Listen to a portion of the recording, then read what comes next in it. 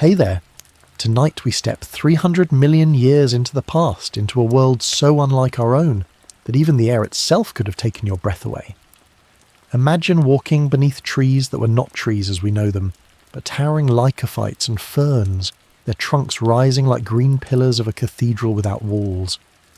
The ground beneath would have been thick with swamp water and mats of roots, a landscape both lush and suffocating, alive with dampness and shadows. In that heavy atmosphere, every breath carried far more oxygen than we breathe today, so much that the air itself could have felt intoxicating, sharpening each inhale until it almost burned in your chest. It was an earth overcharged with possibility, an earth that created giants where now there are only insects and whispers of memory. Picture dragonflies with wingspans wider than your arms, their translucent panes shimmering in the filtered sunlight as they hovered above still pools. Their eyes, faceted and gleaming, could see 100 movements at once, and their wings did not hum but thundered like the pulse of some vast machine. On the forest floor, millipedes longer than a man rippled forward in an endless rhythm, armoured plates clattering softly against each other as they carved paths through the decaying vegetation. Even scorpions grew as tall as a hunting dog, their pincers snapping with enough strength to crush prey in an instant. To walk through this world, if such a thing were possible, was to feel small in ways we can scarcely imagine today, reduced to a trespasser among creatures inflated into grotesque magnificence by nothing more than air itself. But this was no fantasy. The fossil record leaves little doubt. Impressions of wings 1/2 a metre wide, the petrified segments of millipedes longer than any human stride, the remains of swamp trees that grew 30 metres into the sky, all of them etched into stone, waiting to remind us that life can take shapes far stranger than we are used to. And yet, what unsettles me is not only the size of these creatures, but the simple fact that their existence depended entirely on one delicate balance: oxygen. It rose higher then than at any other moment in Earth's long history, feeding bodies into excess, tilting evolution into experiments that seem almost unreal. It makes me wonder what else might emerge if the air itself shifted again. The sounds of such a world would have been just as alien. Instead of the quiet buzz of an insect passing by, you might hear the low, steady drone of wings the size of kites, moving air in heavy currents that stirred the canopy above. The undergrowth would have crackled with the slow crawl of countless armoured legs, the water disturbed by the sudden strike of an amphibian the size of a crocodile rising to feed.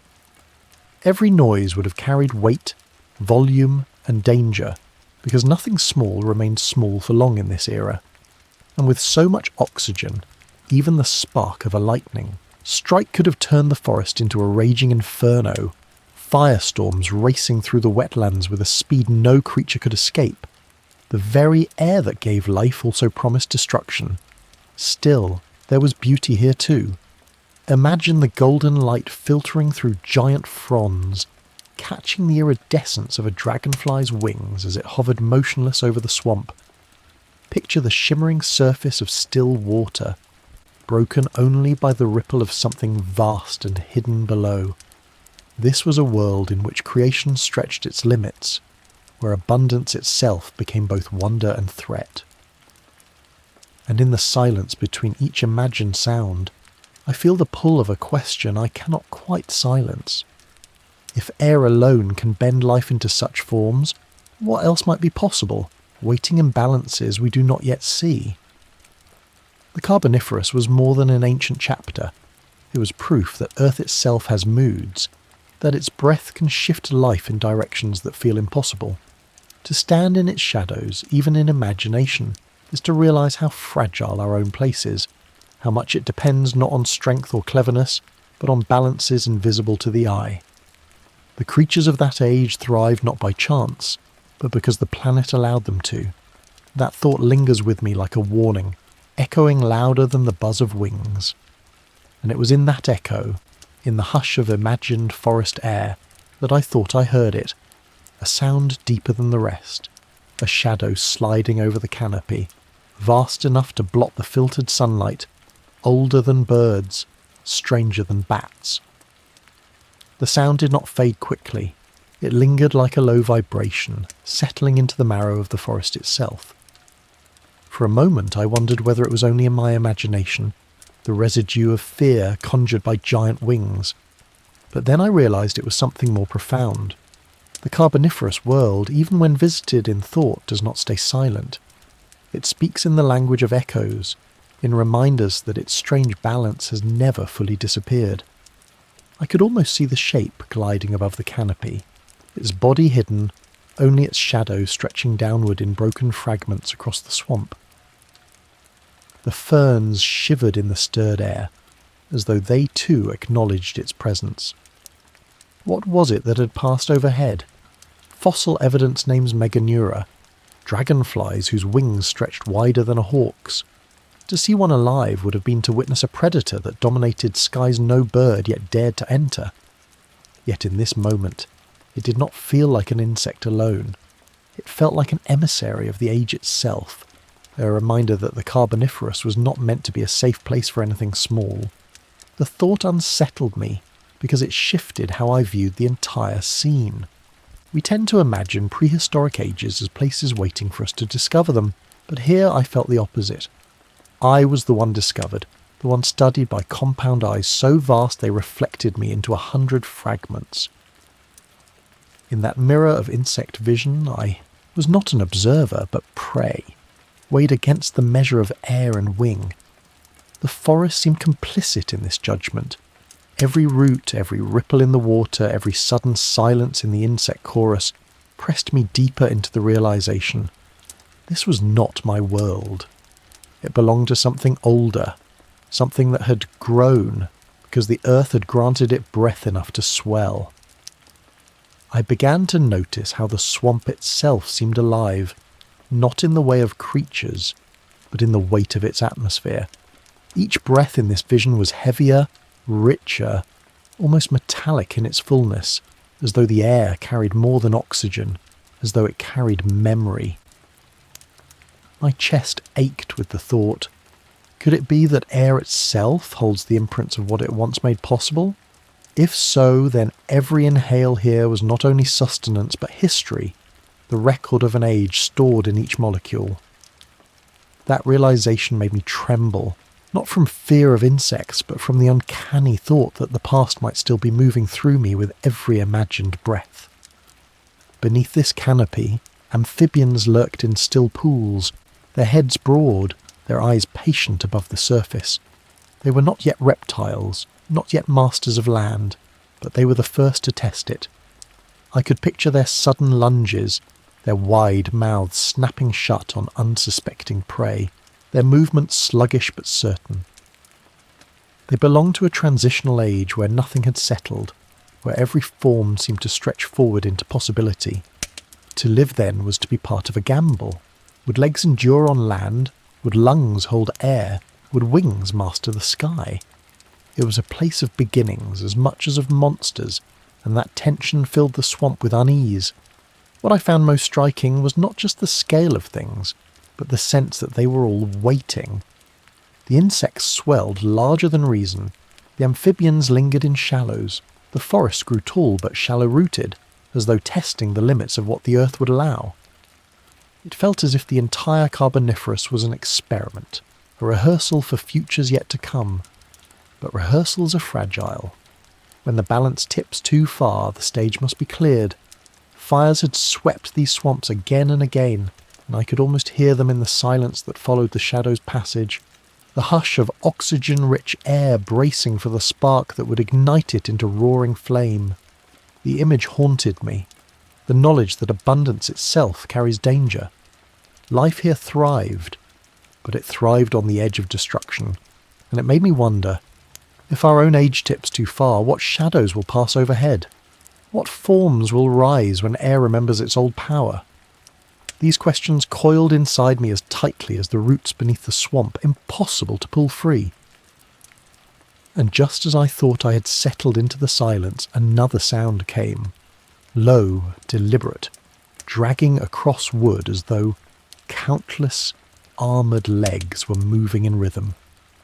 The noise rolled through the swamp like a tide of inevitability, each scrape and crack a reminder that this forest belonged to something far larger than me. I strained to see, my imagination pressing against the heavy curtain of ferns and shadows, and then I caught it, a segment of body glinting in the dim green light, plates overlapping like scales of a living fortress. Arthropleura, the giant millipede, sliding forward with the slow certainty of a force that did not need to rush.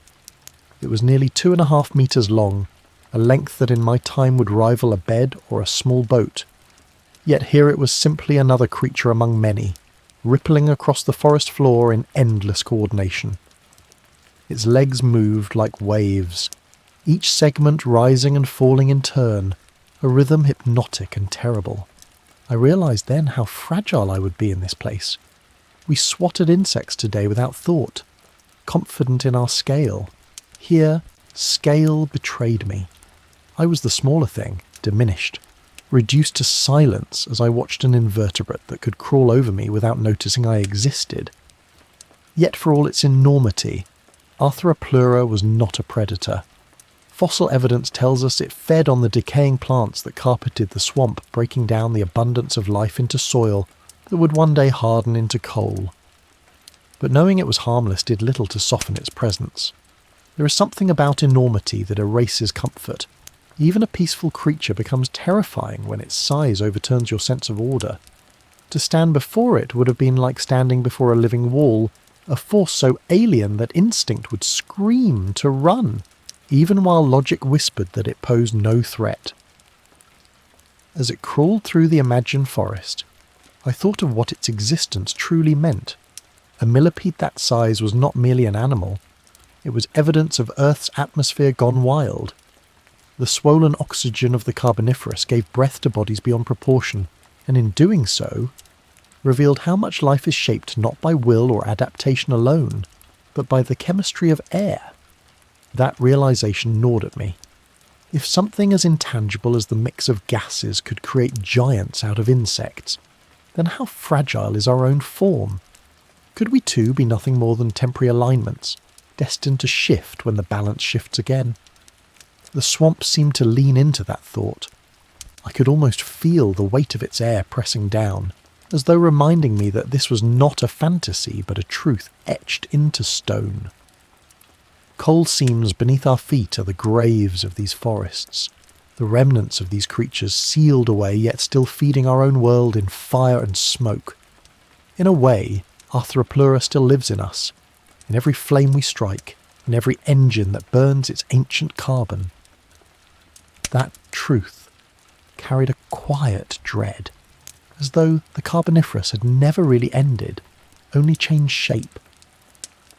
The scraping sound grew fainter as the creature slid into deeper shadows, but its presence lingered.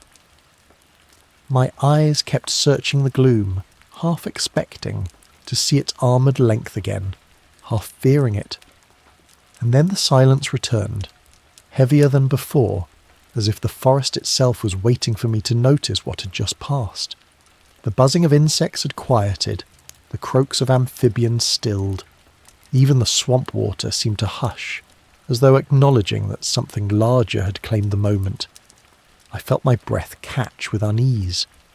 Why had the forest gone silent? Was it only respect for the passing of a giant? Or was there something else in the air? Another presence, another shadow, waiting just beyond sight. The thought pressed on me until it was difficult to breathe, the silence more suffocating than the thickest oxygen. I realized then that silence itself is a predator, one that hunts with patience, one that waits until you recognize its weight.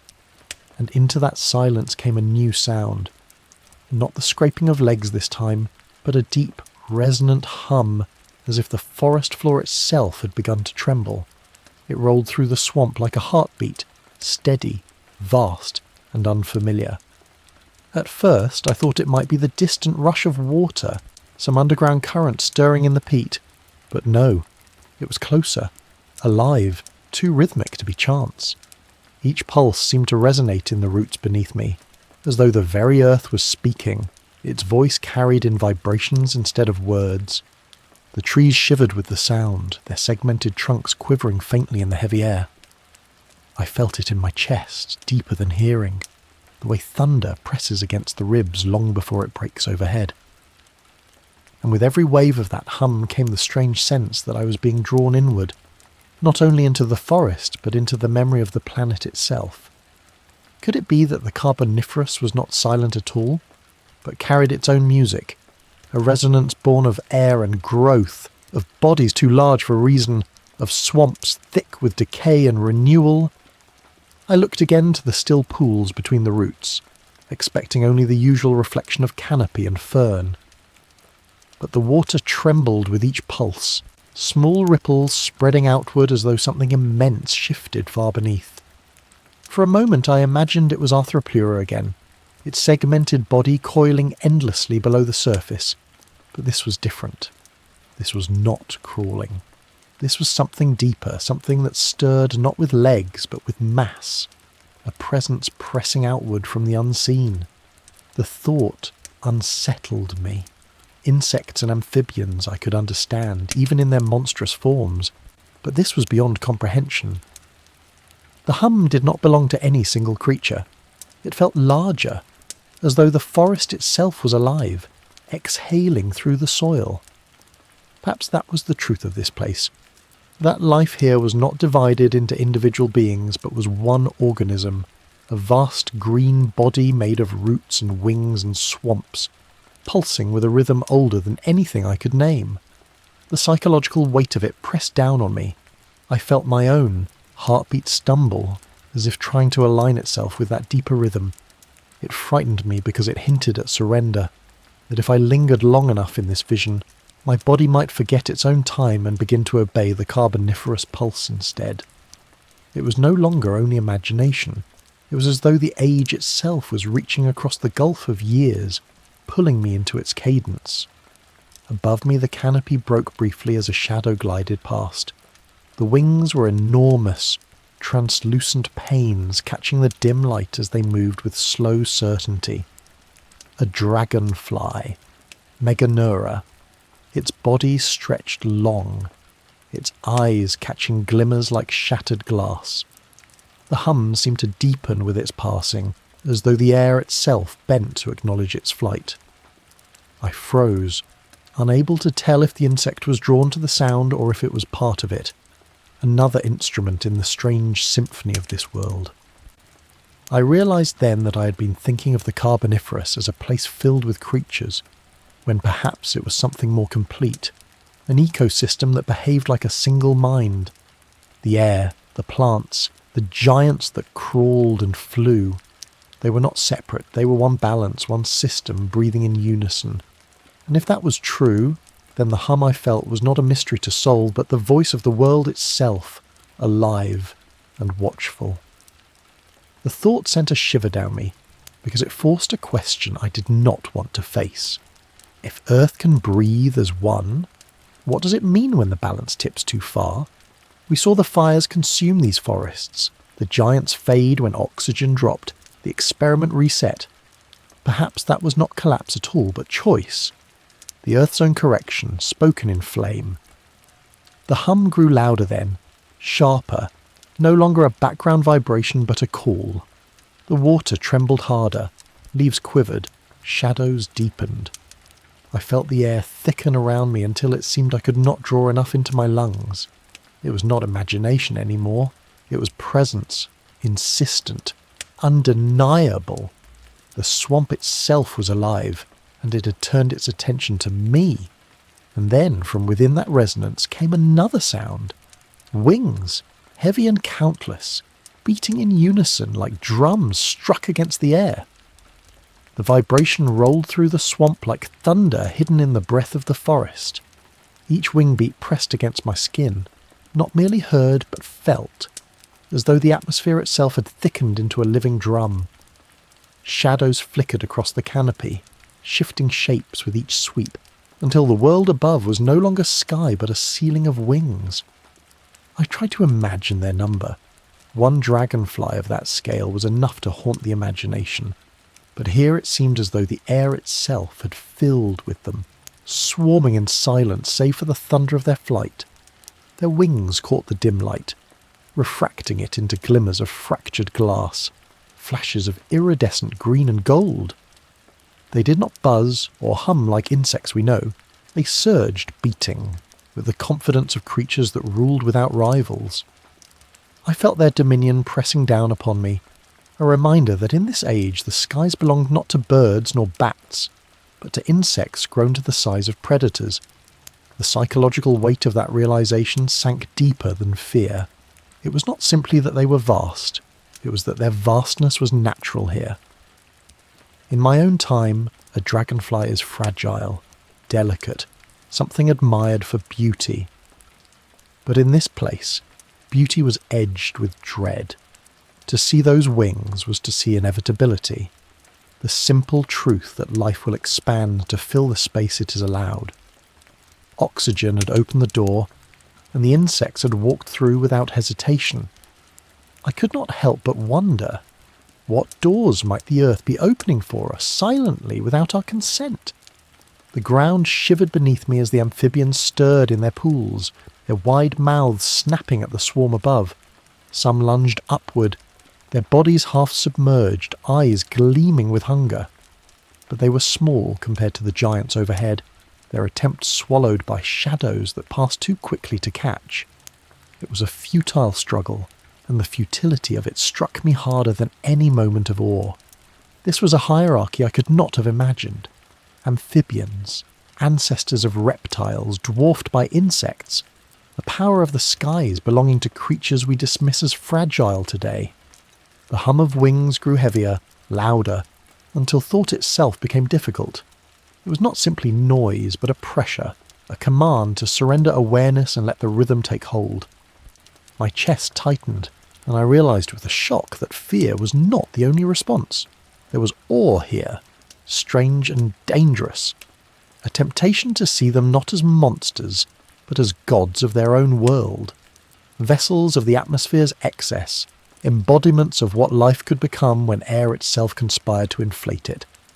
And then, just as suddenly as it had begun, the sky emptied. The shadows thinned, the sound diminished, and silence fell again, leaving me reeling in its wake. The canopy above looked ordinary once more, green fronds swaying gently as if nothing had passed. Yet I could not shake the certainty that I had been measured in that moment, weighed by 100 compound eyes, found insignificant enough to be ignored.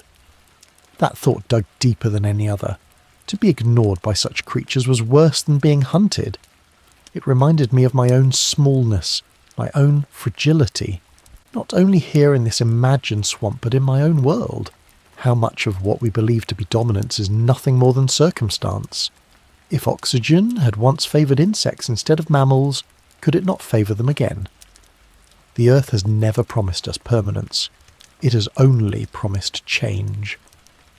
The silence after their departure felt alive, trembling with memory, as though the wings had left an imprint on the air itself. I tried to steady myself by focusing on the forest, the trunks rising, the mats of roots, spreading shallow across the swamp, the endless layers of decay building the coal that would one day burn in our machines. But even those images carried unease, for they were reminders that we still live on the energy of this world, still carry its breath in every fire we kindle. The Carboniferous is not distant. It fuels our present, it shapes our lungs, it whispers in every shadow of the forest. And then, from somewhere deeper in the swamp came a sound I'd not expected. Not wings, not legs, but the crack of wood splitting sharp and sudden, as though something vast had begun to rise. The noise sliced through the silence like a warning, sharper than the hum of wings, more final than the scrape of legs. Trees shifted in its wake, their shallow roots straining against sodden ground. It was the sound of mass moving where mass should not, of something too heavy to belong to the fragile mats of soil that held this world together. I froze in the image of it, caught between terror and awe. For a heartbeat, I imagined a creature unlike the dragonflies, unlike the millipedes, something stranger, less defined. something rising from beneath the forest itself. My eyes scanned the undergrowth, the ferns quivering in uneasy rhythm, and then I saw it. A trunk collapsing into the water, its bark flayed open as if by pressure from below.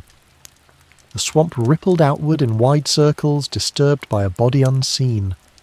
Amphibians stirred at the edges, their eyes breaking the surface like lanterns in the gloom.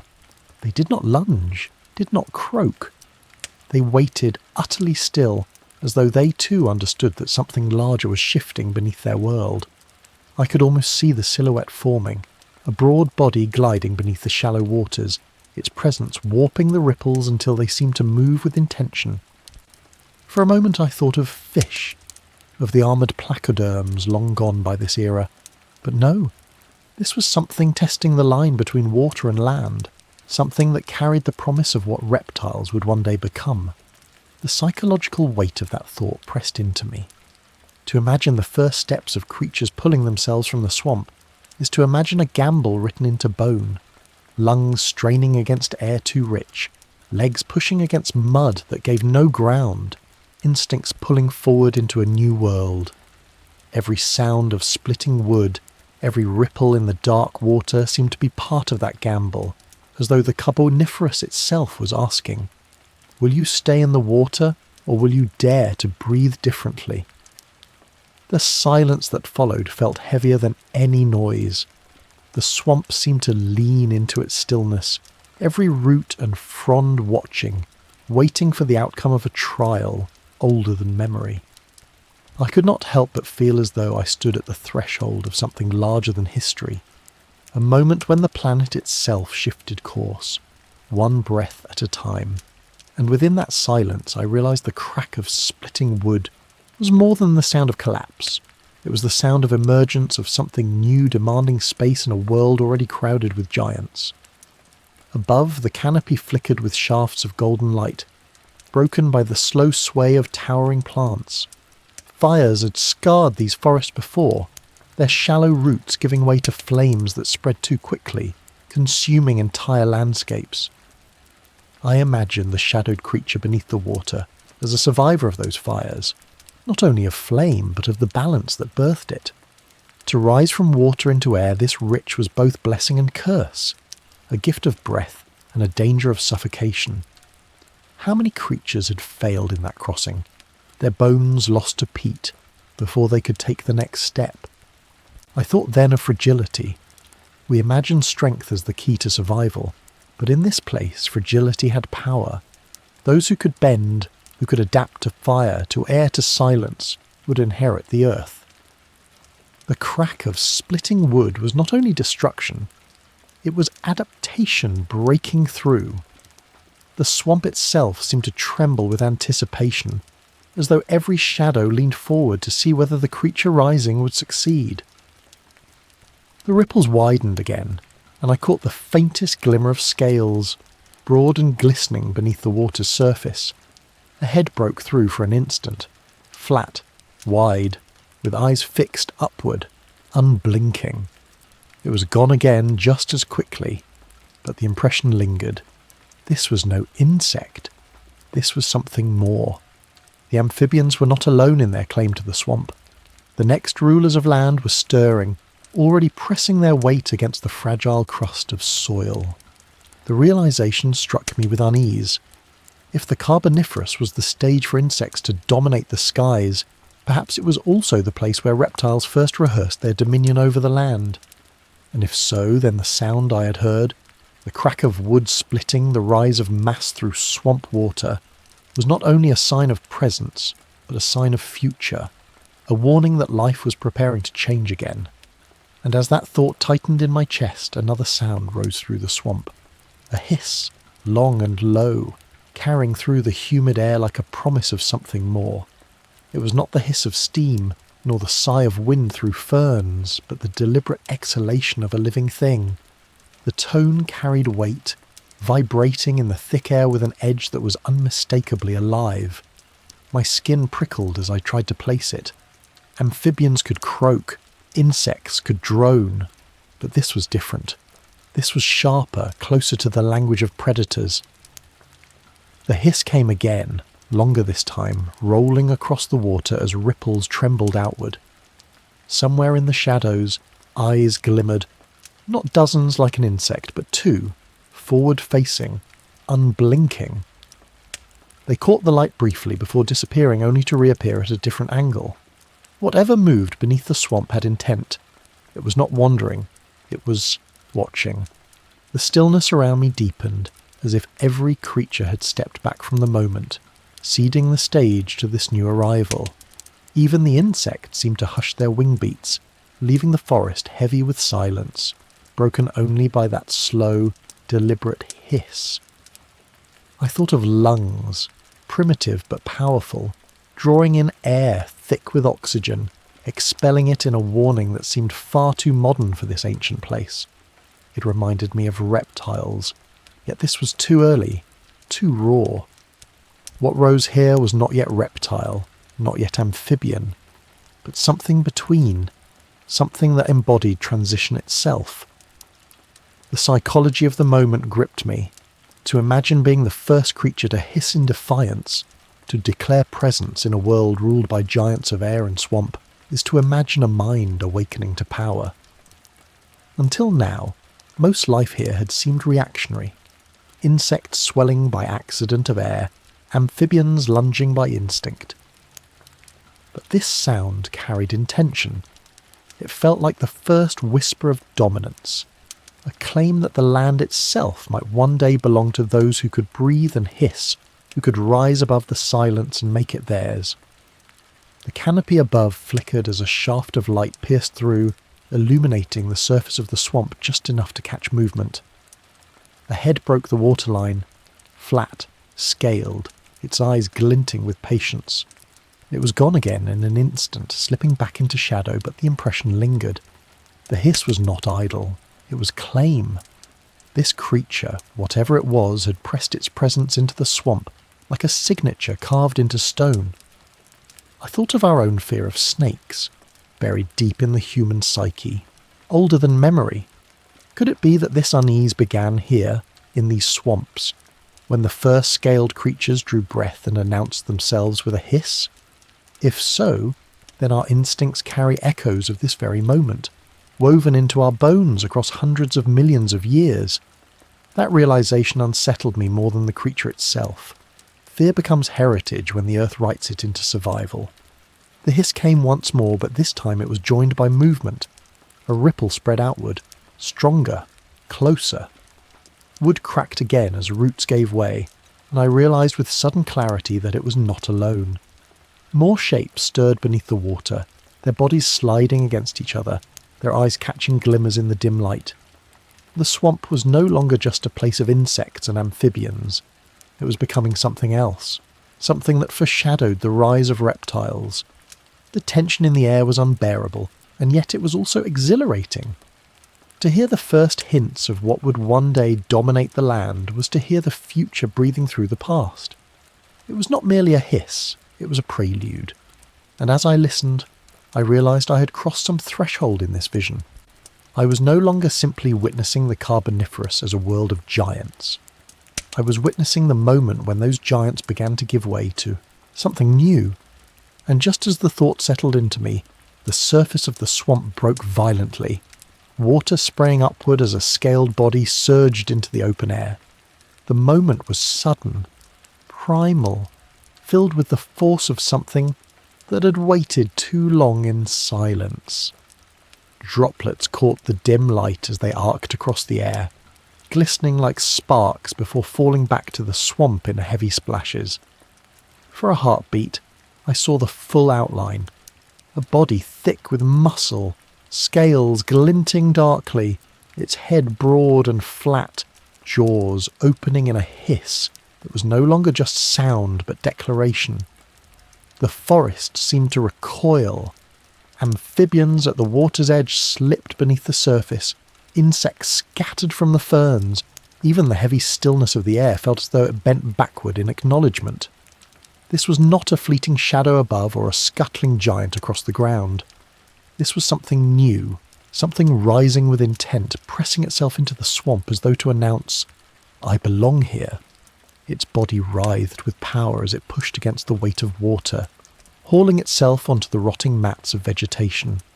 Each scale caught the lightened ridges shining wet and sharp, and for a moment I understood what it meant for life to make its first claim on land not as an experiment, but as a conquest.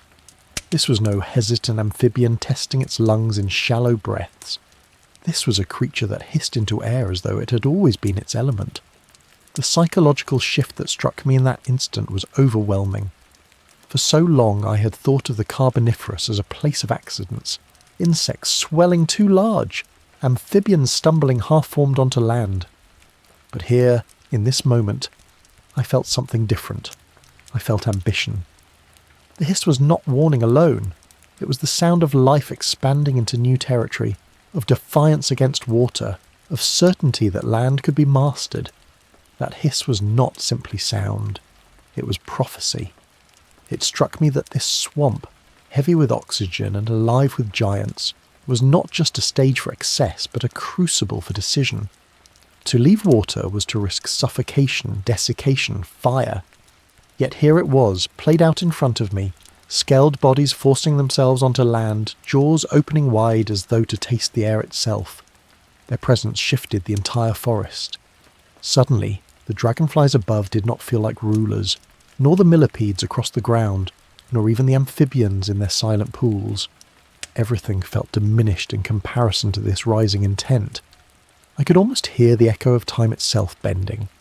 These were not yet dinosaurs, not yet the masters we know from later ages, but they were the foreshadow. Watching them, I felt the shape of the future forming. A world where land would no longer be ruled by insects or amphibians, but by scaled bodies that could hiss, crawl, and eventually dominate. The swamp was no longer only ancient. It was becoming familiar, hauntingly so, as though the world I knew had begun its long rehearsal here. The creature turned its head slowly, its eyes unblinking, catching the dim light in a reflection that pierced me more deeply than I expected. It was not just animal gaze, it was recognition, as though it understood what I was, or perhaps what I would represent millions of years later. The air thickened around us, the silence pressing close, until only that hiss remained, stretched long across the humid forest, like a thread binding past and future together. And then it moved again, dragging its massive body farther onto the mat of roots, claws tearing through decaying vegetation with each pull. It did not stop at the edge, but pressed deeper, toward the ferns, toward the shadows of land that had never truly been claimed. Each movement was a statement, each hiss a reminder. This was not accident. This was intent, and intent changes everything. The swamp trembled beneath its weight, and the sound of splitting wood followed once more, louder this time, as though the very forest objected to its intrusion. Yet it pressed on, undeterred, jaws open, eyes forward, pulling the Carboniferous into a new shape. And in that moment, as silence bent around its movement, I felt another presence above. The unmistakable beat of wings, descending closer this time, as though the sky itself refused to surrender without challenge. The sound was not distant now. Each stroke of those vast translucent wings churned the air into currents, stirring the ferns and bending the swamp grasses as though a storm had entered the forest. Light fractured against their surfaces, scattering shards of green and gold across the canopy, until it seemed the very swamp was caught inside a kaleidoscope of wings. The scaled body below did not retreat. Its head lifted, jaws parting wider, hiss rising to a defiant shriek that cut through the air like a blade. The wings answered not with sound, but with presence, a shadow growing broader, heavier, as if the sky itself was pressing downward. I realised then that this moment was not only about survival, it was contest, land meeting sky, scale against wing, each demanding a claim to dominion in a world not yet decided. The dragonfly descended lower, its body glistening with colours I could barely comprehend, each facet of its enormous eyes reflecting the swamp in shards of alien clarity. Its wings beat with measured force, not frantic but deliberate, as though it knew its size alone was weapon enough. The creature on the ground coiled its body tighter, claws scraping against rotting wood, preparing to lunge if necessary. For a heartbeat, I saw the Carboniferous distilled into its essence. Not harmony, but tension. The raw collision of forms that had grown monstrous under oxygen's indulgence. I felt a strange pull in my chest as I watched. The psychological weight was almost unbearable, because it was not only an image of ancient life, it was a mirror of something deeper.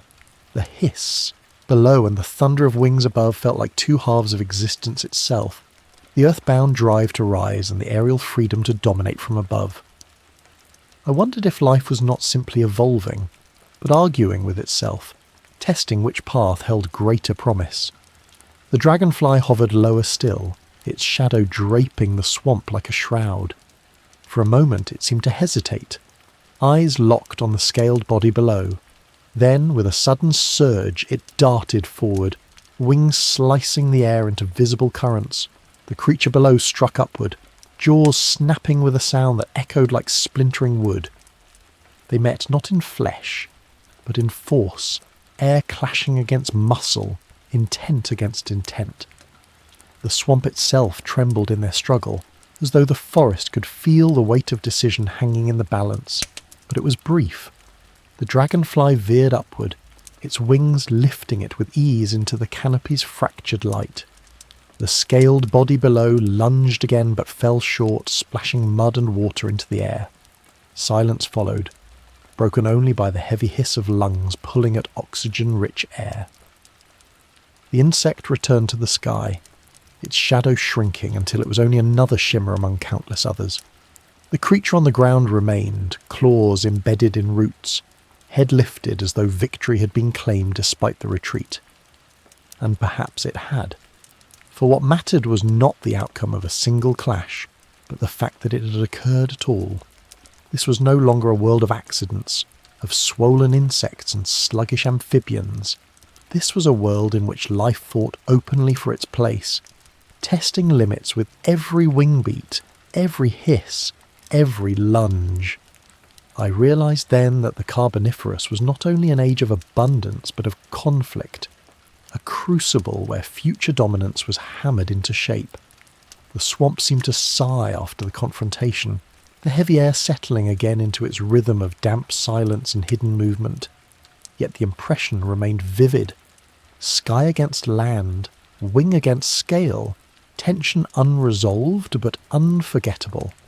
It was a glimpse of what evolution truly is, not a steady climb, but a series of contests, each moment rewriting the rules of existence. As I stood in that silence, shaken by what I had witnessed, another sound began to creep through the swamp. This time it was not a hiss, not the beating of wings, but a low rumble rising from deep within the ground, as though the earth itself was preparing to speak. The vibration grew steadily, rolling through roots and water alike, until it seemed the forest floor itself was breathing in heavy, uneven gasps. It was deeper than thunder, slower than any beast, and it made the shallow-rooted trees shudder against their sodden ground.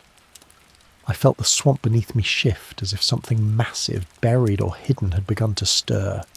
The water rippled outward from invisible points, disturbed not by surface movement but by force rising from below. I thought of tectonic pressure, of the earth groaning beneath its own weight, but this was not a mountain shifting. This was something alive, its presence wrapped in vibration, as though the entire Carboniferous forest was only a thin veil over what lay beneath. The psychological weight of the moment was crushing. Until now I had been awed by creatures, insects swollen into monsters, amphibians edging onto land, scaled bodies hissing into new dominion. But this sound hinted at something different, something larger than any single form. It felt as though the age itself was flexing, testing the limits of its abundance. I realised then that the Carboniferous was not only a chapter in evolution, it was a threshold, and thresholds are rarely quiet. The rumble deepened, rolling in waves through the swamp until I could no longer tell whether it was sound or heartbeat. Amphibians broke the surface of the pools, their wide eyes blinking rapidly before they slid away into deeper water. Insects scattered from tree trunks, abandoning their perches as though driven by instinct older than thought. The air itself seemed to thicken, weighted with an energy that pressed into lungs and bone alike. Something vast was coming, and every creature knew it before I did. Then, with a sudden crack, the earth tore open. It was not a cavernous split, not a collapse, but the violent shifting of roots and peat as if something from below had forced its way up. The swamp water surged, spilling over in dark waves that carried fragments of wood and fern. From the breach came not a creature at first, but a surge of heat, a rush of air that carried the smell of scorched vegetation. Fire. In an instant I understood. The high oxygen of this age was both gift and curse. Every spark, every friction of root or storm could ignite into flame, and the forest, swollen with fuel, would burn with a violence we cannot imagine. The rumble had not been a beast at all. It had been the prelude to fire, the earth coughing up its warning before the blaze, and now it came, rushing upward, orange tongues lapping at the swamp, smoke curling into the heavy air. The psychological terror was sharper than any wing or hiss. Creatures could be avoided, perhaps even fought, but fire was absolute. It didn't hunt with eyes or legs. It consumed all equally, leaving nothing behind but ash and silence. I could see it racing through the ferns, climbing the trunks of lycophytes, the shallow roots giving way in bursts of flame. The swamp, once wet and eternal, had become a furnace in seconds. I felt the weight of recognition press into me. The Carboniferous forests had built themselves into excess, and in their excess they had become tinder. This was the balance corrected, the earth itself reclaiming what it had given. Fires like this would rage again and again, reshaping the land, consuming the giants, and laying the foundation for the coal that would one day burn in our time. I stood there, caught between awe and dread, realizing I was watching not destruction but transformation. And yet, within that blaze, movement persisted. Between the trunks through the smoke, I caught the silhouette of something pushing forward, unafraid of the fire, its body low, its claws tearing into burning vegetation, as though flames themselves were no barrier. The vision was stark, a body outlined in orange light, moving with a determination that dismissed the chaos around it. The fire clawed at ferns and trees, devouring their shallow roots in crackling bursts, but the creature pressed onward, scales glinting like molten metal as sparks fell across its back. It struck me then that fire was not only an enemy. To some, it was a test. This creature did not scatter like insects or vanish like amphibians slipping beneath water. It rose through the blaze, moving forward as if the inferno was part of its world, not an intrusion. I felt a shiver run through me, not of fear, but of recognition. Fire, which had seemed so absolute a moment before, was now revealed as something else, a force of separation. It divided those who could endure from those who could not, and in that division, futures were written. I realized that I was witnessing not merely survival, but selection.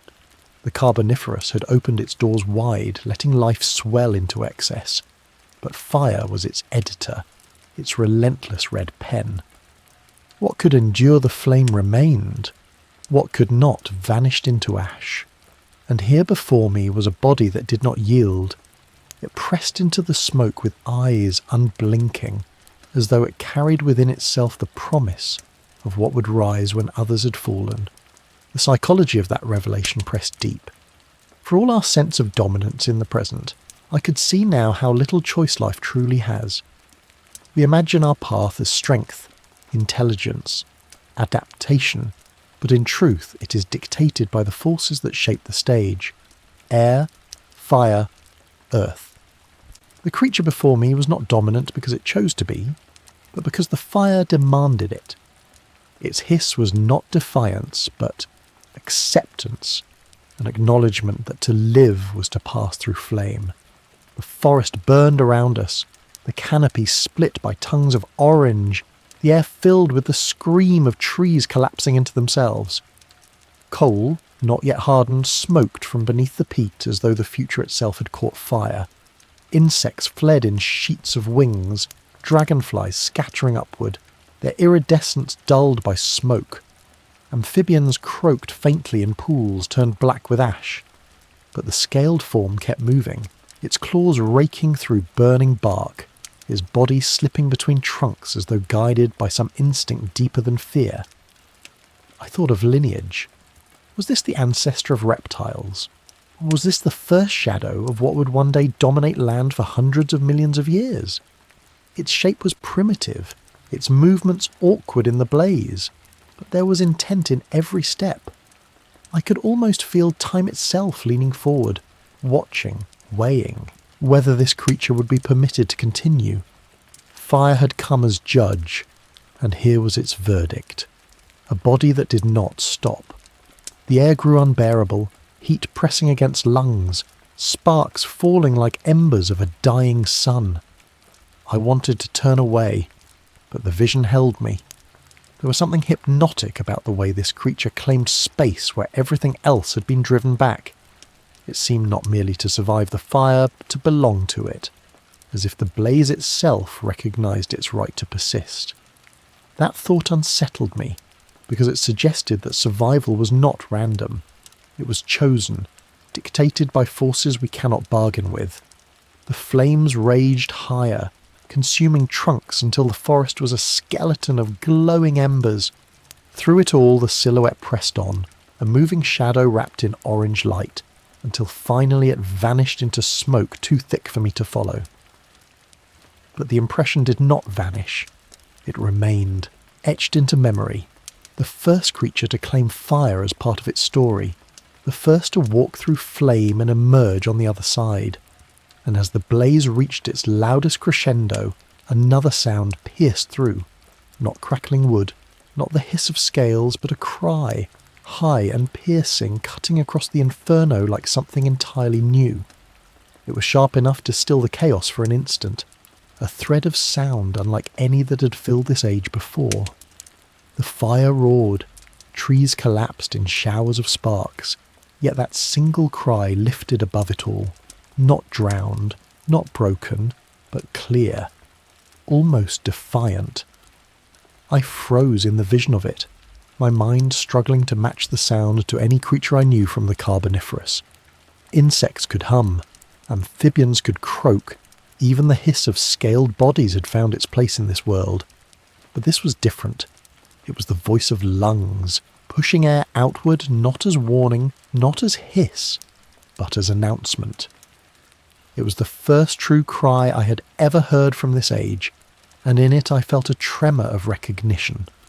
Through the smoke, a silhouette shifted, small compared to the scaled giants, fragile against the wings of insects, yet it carried something none of them had. A voice. It clung to a root, its body lean, its limbs splayed wide against the burning ground. Its mouth opened again, and the cry tore out, carrying across the swamp like the sound of something daring to exist. It did not hiss or growl. It spoke in its own way, and that changed everything. The psychological weight struck me immediately. Sound is power. To cry is to demand attention, to declare presence in a world that otherwise ignores you. That single note suggested more than survival. It suggested awareness, a kind of reaching outward. I realised then that this moment was not about fire or even scale. It was about expression. Something in this age had begun to claim not only space, but sound, to carve its existence into the air with a voice. I thought of what it meant. We often imagine dominance as strength or size, but here was something small shaping the forest simply by being heard. Fire had consumed the swamp, smoke had blotted the sky, yet the cry cut through it, impossible to dismiss. In that sound I heard a foreshadowing of birds, of creatures who would one day fill the skies not only with wings but with songs. And more than that, I heard the hint of us. What are we but the heirs of voice, the ones who speak louder than sighs or fang? The flames curled higher, their orange tongues snapping at trunks until the canopy was reduced to embers. Yet the cry persisted, again and again, carrying across the blaze like a thread binding the world together. The scaled creature that had braved the fire turned its head toward the sound, its eyes glinting through smoke. Even the giant insects veered from their paths, wings faltering as if momentarily confused. The swamp itself seemed to pause, listening. The cry was not lost. It had carved space for itself, and in doing so it had shifted the balance. I felt my own chest tighten with the weight of that realization. The Carboniferous was not only about excess, it was about beginnings. Here, in the midst of fire and abundance, life had found new ways to speak, to test expression, to experiment not with size but with sound. That was the true terror and wonder of this age, not the giants, but the whispers of what would come after. The fire raged on, consuming everything it touched, yet the cry echoed still, a fragile sound refusing to vanish, and in that refusal I felt the shape of time bending, the certainty that even in destruction, life would find new ways to be heard. As the flames began to ebb, the cry faded too, replaced by silence once more. But this silence was different. It was heavy, reflective, charged with the memory of that sound, and from within it, deeper in the swamp, another echo stirred. Not cry, not hiss, not wings, but the slow creak of something immense shifting beneath layers of root and soil. The sound was drawn out, as if the forest itself were being wrenched apart from below. The ground trembled faintly, enough to disturb the still water at my feet, sending concentric ripples outward that collided with one another like overlapping memories. This was not the quick motion of an animal darting for survival. It was ponderous, deliberate, as though the earth itself were lifting a hidden weight into the open. I strained to imagine what could move beneath those shallow roots, beneath mats of peat that had been building for millions of years. The Carboniferous ground was thick with matter not yet turned to coal, a graveyard of plants piled upon plants, pressed into dark layers. To shift through that was to stir not only earth but time. Perhaps that was why the sound felt different. It was not simply movement, it was excavation, as though the swamp was giving up something it had held in silence far too long. The psychological pressure of the moment pressed into me, heavier than the fire or the wings before it. I felt myself trembling with the thought that I was about to witness something not meant for sight. My heart beat in rhythm with the groan of soil, each creak a reminder that there are forces buried in the earth we rarely imagine, forces that wait not years but epochs before they rise. Then the surface began to swell, roots tore upward in slow arcs, ferns toppled, and water surged as though displaced by mass too large to stay hidden. For an instant I caught the curve of something, a ridge, broad and dark, glistening with mud. It rose slowly, patient, carrying the weight of the swamp with it, and then sank back again, vanishing beneath the surface as if retreating from my gaze. It might have been illusion, a trick of smoke, of firelight, of imagination overstretched by awe. And yet the sound continued, the creaking, the groaning, the push of something vast below the peat. It was real, undeniable. What it was, I could not say. No fossil record has told us of leviathans beneath the Carboniferous swamps, but in that moment I felt certain that something larger than any insect or amphibian pressed against the earth below, a shadow that left no bones, only echoes. I thought of the psychology of hidden things. What is worse, to face the giant wings above you, the scaled body hissing through fire, or to sense a presence beneath your feet that never reveals itself? The wings could be outrun, the fire endured, but the unseen beneath the ground pressed into the mind in ways no visible creature could. It was the terror of uncertainty, the dread that something beneath us is always watching, waiting, choosing when to rise. The swamp leaned into silence again, the smoke curling upward into a sky blackened by soot. The echo grew softer, fading, but its impression remained carved into me. It was not the creature itself that haunted me. It was the knowledge that even in ages we think we understand, there are mysteries left hidden, forces that move too deep for science to capture, too subtle for fossils to preserve. Perhaps the Carboniferous did not show us everything. Perhaps some things refused to be shown. The air felt heavier now, almost oppressive. I breathed in, and it was as though the oxygen itself carried a weight, the memory of whatever had moved beneath the swamp. I wondered if that was the true power of this age, not the creatures we can see, but the things that never fully surfaced, the shadows of possibility that haunted evolution like phantoms of what might have been.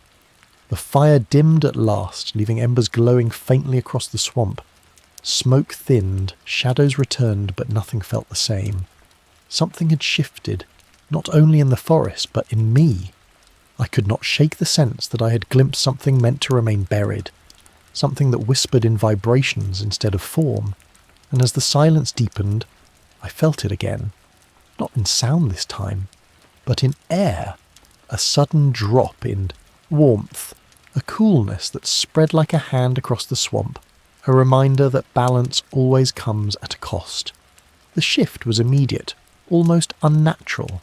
The flames had only just died, their embers glowing faintly in the ash, yet the air that followed was not the heavy humidity of the swamp, but something sharper, thinner, colder. It seeped into the canopy, brushed over the water, and slid across my skin like the breath of something unseen. The forest reacted as though struck by a ghost. Insects that had begun to stir after the fire froze again on their branches, wings folded tight. Amphibians, their eyes gleaming faintly above the blackened water, sank without a ripple. Even the scaled creature that had braved the blaze seemed to pause, its claws embedded in the scorched peat, its head lifting cautiously as though testing the shift. This was not the ordinary play of heat and cold. This was intrusion, an imbalance seeping into a world that had fed itself on abundance. The psychological weight of it pressed into me harder than fire or wings or hidden echoes. Cold carries a different kind of terror. Fire consumes, but cold arrests. It halts growth, stills breath, slows movement until survival itself seems impossible. Here, in an age where oxygen swelled everything beyond measure, the sudden intrusion of chill felt like betrayal. It was as though the earth, after gifting excess, had decided to remind life of its limits. The ferns shivered faintly, their tall fronds bending under a breath that was not wind but temperature itself moving like a tide. Mist began to gather above the swamp, faint at first, then thicker, curling in white layers between trunks and roots. The embers of the fire hissed and dimmed as the moisture crept in, smothering their light. The once vivid blaze was swallowed by fog until the forest was no longer fiery but spectral, a place of shadows and pallor. I tried to steady myself, but the air pressed inward, filling lungs with something heavier than before. It was not the richness of oxygen that troubled me now, but its absence. The cold seemed to drain it, to thin it, as though reminding me that abundance is never permanent. For the first time in this vision, I felt breath itself become fragile, and with that fragility came a deeper awareness. The Carboniferous was not simply a paradise of excess. It was a cycle, a balance that demanded correction, a reminder that too much of anything eventually bends toward loss. The scaled body moved at last, its hiss weaker, its limbs dragging more slowly across the ground. It pressed forward, but there was no defiance in it now, only effort, as if the cold had stolen part of its strength. Overhead, the giant insects no longer filled the air. Their shadows had vanished into the mist, their thunder quieted. What had been excess only moments before was now retreat. I thought of time itself in that instant, of how cycles rise and fall, how warmth yields to cold, how abundance folds into famine. Perhaps this was the true lesson hidden in the Carboniferous, not the giants that swelled too large, not the fires that consumed them, but the inevitable cool breath that follows, the whisper of decline. It made me uneasy to imagine, for in that cooling air I could feel a foreshadowing of ice, of worlds collapsing into frost, of extinctions that would come not in flame but in silence. The mist thickened until the swamp was little more than silhouettes, blurred forms shifting slowly in white gloom. My vision caught only fragments, a wing twitching faintly, a claw dragging forward, a fern bending under its own damp weight. The world had become dreamlike, blurred, as though the forest itself was being erased. I shivered, not from the cold alone, but from the realization that even memory seemed fragile here, as if this age might slip away not with fire, but with forgetfulness. And then, from deep within the fog came a new sound, faint but steady, like dripping water echoing in a cavern, a rhythm that hinted at something beneath the swamp stirring once again. The drops were slow at first, separated by silence, each one amplified in the dense mist as though falling into an endless hollow below. But soon the rhythm grew steadier, closer, not so much dripping as a pulse, water displaced by something moving through it. The ground beneath me trembled faintly, the roots shifting in their shallow soil, and the mist seemed to gather more tightly around the sound as though concealing it. I strained to catch sight of what stirred beneath, but the fog swallowed everything. All I could see were blurred outlines, trunks bending, fronds trembling, shadows that moved but did not resolve into form. The steady rhythm became louder, joined now by a low groan, the peat splitting under weight too great for it to hold. I thought again of the presence I had sensed earlier, vast and hidden, a body that never surfaced fully. Perhaps it had never left. Perhaps it had only been waiting. The psychological weight of it pressed deeper than anything before. The insects had shown scale. The fire had shown destruction. The cry had shown voice. But this unseen stirring beneath the ground, was something else entirely. It was not simply a creature, it was possibility itself, a reminder that the Carboniferous contained more than we could ever uncover, that its swamps might hide lives we will never name, shapes that left no fossils, stories erased by time. The thought unsettled me more than fire or hiss or shadow. What terrifies most is not what we see, but what refuses to be seen. The rhythm of dripping water shifted suddenly, broken by a sharper sound. A crack like stones splitting, deep and resonant. The ground shook, peat buckling upward as though something beneath had pressed too hard. Mist curled tighter, pulled into spirals by air displaced from below. Then, just as suddenly, the tremor stilled. Silence returned, but it was not the silence of peace. It was the silence of something holding its breath. I felt my chest tighten, my own lungs mirroring that pause.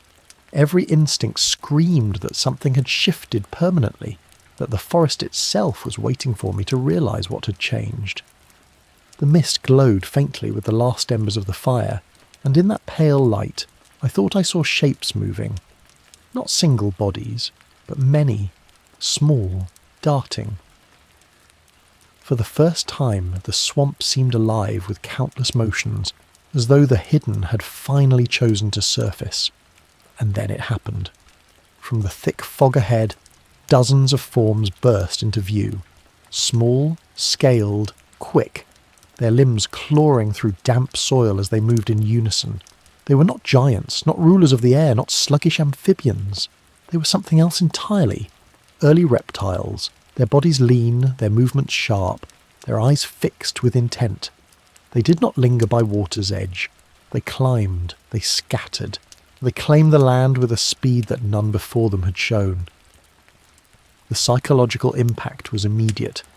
This was the moment I had not expected. the shift from experiment to certainty. These creatures did not test the air. They embraced it. They hissed as they ran, their scales gleaming in the dim light, their bodies weaving between ferns and roots as though the swamp had been theirs all along. It was not abundance that defined them. It was resilience, precision, purpose. I realised then that I was standing at the true threshold of change. The giants of insect and amphibian would linger, yes, but they were no longer the future. These small-scaled bodies, insignificant compared to dragonflies or millipedes, carried something far greater, permanence. They would inherit what the fire destroyed. They would thrive where mist silenced others. They would spread across land when the giants fell. Watching them was like watching history pivot, the great stage turning from spectacle to endurance. The silence that followed their passing was different now. It was not emptiness but aftermath, the echo of a transition completed. The swamp seemed older in that moment, as though the Carboniferous had taken a deep breath and exhaled into something new. And just as I thought the moment of tension had passed, the mist parted faintly, and I saw them again. Not many this time, but one. A single-scaled body perched higher than the rest, its head lifted toward the dark canopy, its gaze steady as though it saw not just the swamp, but the ages still to come. The stillness that surrounded it was profound. Even the fog seemed to coil around its body like a mantle, leaving it exposed yet untouchable, a figure that belonged not only to this place but to everything that would follow. The creature's body was lean, smaller than the sprawling giants of the Carboniferous, yet it radiated something greater than scale. Certainty. Its limbs, though narrow, gripped the blackened bark with purpose. Its head, angular and sharp, tilted upward with a calm that didn't seem born of instinct alone. In that moment I felt as though I was standing before the first sovereign of land, not through size or ferocity, but through something quieter, something more enduring. The psychological impact struck me in ways the giants never had. It is one thing to be dwarfed by vast wings, another to watch a forest blaze into ruin, but to stand before something small that carries the weight of inevitability, that was different. It forced me to see that history is not always shaped by the loudest or largest, but by those who endure silently until the world bends around them. This reptile, perched above its kin, seemed to carry in its gaze the memory of millions of years yet to be lived. Mist curled around the trunks, glowing faintly with the light of hidden embers, but it could not obscure the figure. Its scales gleamed with the faint sheen of moisture, catching dim glimmers as though lit from within. Its eyes, dark yet reflective, seemed to pierce the air between us, holding me in a moment I could not escape. I realised then that I was not watching a creature merely survive. I was watching one claim. Below, the swamp stirred faintly, its rhythm quieter now. The buzzing of insects was gone, the croaks of amphibians muted, even the hiss of its kin seemed absent. The silence that remained belonged entirely to this figure, as though the forest itself had paused to bear witness. The fire had tested the swamp, the cold had pressed its weight, and still this body perched, still it gazed forward, undeterred. I wondered, almost painfully, what it might be seeing. Did it feel the air thick with oxygen, the damp roots beneath, the shadows of insects hovering overhead, or did it feel something greater, something stretched across time? Its posture suggested awareness beyond the present, as if in its stillness it understood what the others did not, that to endure is to wait, and in waiting, to inherit. The psychological tremor of that thought was difficult to shake. This was no longer only the Carboniferous, it was the future condensed into a single-scaled body. I felt my chest tighten as I imagined it stepping forward, carrying the lineage that would one day give rise to lizards, to crocodiles, to dinosaurs, and eventually to us. That gaze through the canopy was not wonder, it was recognition, the kind of look that sees beyond itself. The fog thickened again, curling upward into the canopy, obscuring the figure at last. but the impression it left was sharper than any image. More than fire, more than wings, more than shadows beneath the swamp, it was this still gaze that haunted me most. It reminded me that history is not about the giants who roar, but about the quiet persistence that outlasts them. And just as the last trace of its silhouette vanished into the mist, another sound stirred the air, faint at first, then clearer. A low rumble that was not fire, not water, not hiss. It was the rolling growl of thunder spreading across the canopy, carrying with it the promise of a storm. The air seemed to tighten in response, the oxygen-rich atmosphere charged with static, every breath thickened by the anticipation of rain. The forest, already heavy with mist, grew darker as clouds gathered above, folding the canopy into a ceiling of restless shadows. The thunder rolled again, closer this time, its voice deeper, more resonant, echoing through trunks that swayed under invisible winds. The insects had not returned. The amphibians remained silent. Even the scaled bodies that had dared to move through fire and fog now pressed low to the earth, their instincts bending to something greater than them all. This was not the ordinary cycle of storm and rain. This was the voice of a planet testing the limits of its own abundance. The psychological impact of it struck me harder than the hiss of any predator. Storms carry an ancient authority. They remind every living thing that no matter how high it climbs or how large it grows, it remains subject to sky and water. Here, in the Carboniferous, with air so swollen with oxygen, storms would not have been mild interruptions. They would have been cataclysms. Lightning would split the forest in sheets of fire. Rain would hammer the shallow soil into submission. Winds would tear through trunks grown tall but brittle. I realised with sudden clarity that storms were not background here. They were the architects. The sky cracked open with a flash that split the mist, searing white against the black canopy. For an instant every shadow sharpened. The wet scales of a reptile pressed low against a root. The translucent wings of an insect trembling in hiding. The skeletal remains of trees consumed by earlier flames. And then came the sound. Not just thunder, but explosion. The forest itself shuddering as the charge ripped through its body. Rain followed in torrents, sudden and merciless, pounding the swamp into frothing pools, battering the ferns until they collapsed under the weight. Water surged across the peat, carrying ash and soil in black streams, drowning the embers that still smouldered from the fire. The swamp became a battlefield between elements, fire's remnants, water's fury, air's charged breath. The creatures had no choice but to yield. The forest was not theirs. It was the storm's. I felt the terror of it in my chest. To imagine living in a world where storms came not as passing tempests, but as apocalyptic forces is to realise how fragile life truly was, even in its abundance. The insects could grow large, the reptiles could hiss into new dominions, but the sky could erase them in an instant. Survival here was not only about competition with each other, it was about enduring the moods of the earth itself. The rain poured harder, drumming on water until sound itself became chaos. I struggled to hold on to images, to catch sight of creatures within the flood, but the swamp was reduced to motion, currents tearing roots free, bodies swept aside, wings ripped from air. It was destruction, yes, but also cleansing. The fire was gone now, its ash carried into the dark waters, its smoke pressed flat by rain. The cycle continued, relentless and absolute. Yet even within the storm, movement persisted. Through the sheets of rain I saw them, small bodies darting across roots, their scales slick but unbroken. The early reptiles again, resilient, undeterred. They clung to bark, they crawled through rushing water, they endured where others drowned. In that moment I understood why they would survive when giants fell. They did not resist the storm. They bent with it.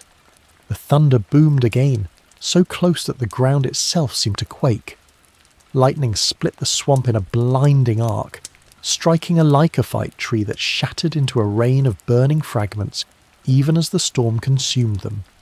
For an instant, fire and water danced together, the two forces colliding, and in their clash I saw the Carboniferous truth. That abundance is never gentle. It creates, it destroys, it tests, and only those who can endure its extremes inherit its legacy. The storm raged on, but deep within its chaos a faint glow began to build. Not lightning this time, but something stranger. A light that pulsed from the ground itself, hidden beneath layers of soil and water, as though the swamp carried secrets even the storm could not erase. The rain hammered harder, flattening the ferns and turning the ground into a slurry of ash and mud. But that glow remained steady, pushing through the murk like a heartbeat. At first it seemed impossible, a trick of eyes strained by lightning, yet it pulsed again, brighter, casting faint outlines of roots and stones in shifting shadows.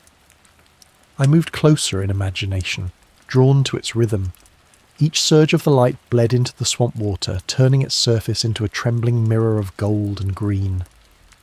The storm roared overhead, thunder cracking in violent bursts, yet the glow ignored it, unaffected, as though it belonged to something deeper than weather. The earth itself seemed to hum with it, carrying vibrations through roots that twisted and tangled, feeding the light like veins carrying blood. The psychological weight of that sight was overwhelming. Until now, every terror had been alive. Wings, fire, scaled bodies, storms. But here was something different. Something that did not move or hiss or burn. This was presence without form, energy without body, a reminder that not all forces of an age are visible. The Carboniferous was built not only on creatures but on processes hidden beneath them. Chemical reactions, geologic shifts, the unseen chemistry of the atmosphere itself. Perhaps this glow was no mystery at all, but only a vision of what science already tells us. That deep below, coal was forming, vast stores of energy pressed into silence, waiting for a future that had not yet come. Still, it unsettled me. The glow felt too deliberate, too rhythmic, as though the earth was speaking in light. The storm above lost its dominance. I no longer feared thunder or flood. What pressed on me now was the thought that the ground beneath my feet was alive in ways I could not understand. The swamp carried memory, written not in fossils or ash, but in energy itself. And perhaps, in this imagined moment, the Carboniferous was showing me its hidden truth. That its greatest legacy was not the giants that crawled and flew, but the power it buried, the fire it stored for ages to come. The rain poured harder still, but it only sharpened the glow, scattering its reflection into thousands of trembling fragments. Amphibians clung to roots, their eyes wide above the water, unblinking in the shifting light. Insects clung to bark, wings pressed tight against bodies, as though drawn to the strange rhythm but too afraid to move. Even the small reptiles that had scattered through the storm paused at its edges, their scaled bodies glistening in the rain, heads tilted as if listening. The glow had silenced them all. I could not help but think of the psychology of silence, how it transforms when filled by something unexpected. In darkness, silence becomes dread. In fire, it becomes suffocation. But here, filled with light, it became awe. I realized I was no longer watching a world of giants or storms, but a world preparing itself, layering its memory beneath soil and water, hiding its energy where no fire or storm could erase it. And I wondered then, does the earth always prepare even now, leaving futures buried beneath us in ways we will only discover when we dig too deep? The thunder rolled once more, but it felt distant now, like background to the deeper rhythm below. The glow pulsed one last time, brighter than before, flooding the swamp with strange radiance, and then it faded, slipping back into the soil as though retreating into secrecy. The forest remained still, the storm still raging. But the glow was gone, leaving only its impression, haunting and persistent, like the afterimage of fire on closed eyes. The reptiles stirred again, moving quickly now, as if released from their trance. The amphibians slid back into deeper pools, vanishing into black water.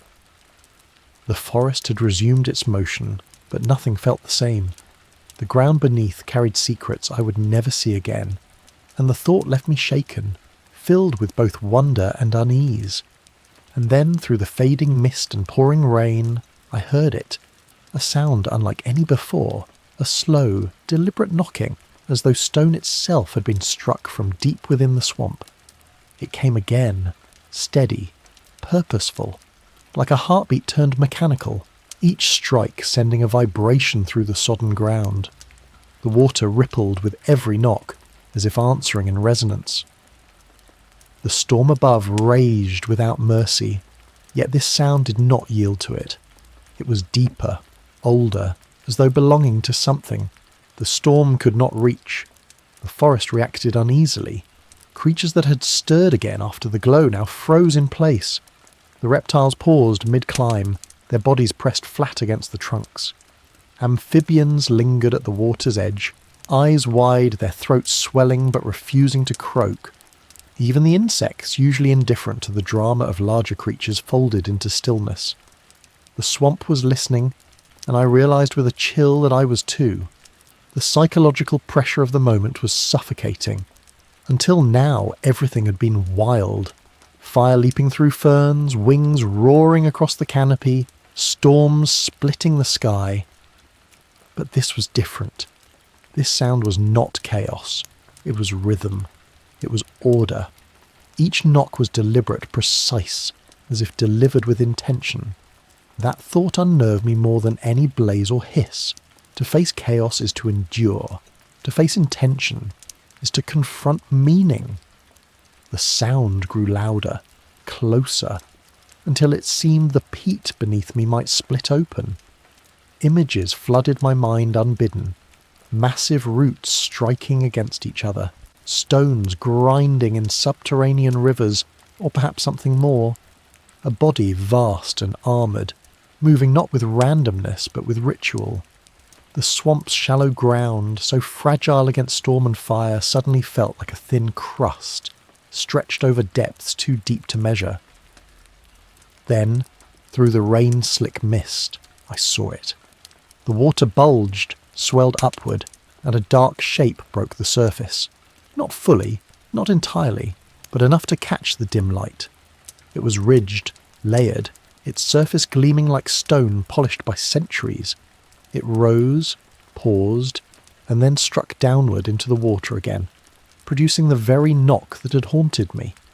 Not wood-splitting, not thunder, but deliberate impact. For a heartbeat, I thought of fossils yet undiscovered, creatures whose bones were ground into coal before we ever knew they lived. Could it be that the Carboniferous still hides things we cannot imagine, things too immense or too strange to have survived into later ages? My chest tightened at the thought that what I saw might not belong to any lineage we know. Not insect, not reptile, not amphibian, but something lost entirely, a ghost preserved only in this vision. The psychological unease pressed further. If life can leave behind traces we never find, then what of us? Will we vanish too, reduced to fragments mistaken for something else, or erased entirely, our presence remembered only as echoes beneath future soil? The knocking carried that question into me, each strike like a reminder that permanence is an illusion, that even giants can be buried without record. The rain softened briefly, as if the storm itself paused to hear the rhythm. The mist thinned, revealing the swollen ridges of the creature again, glistening as it struck once more.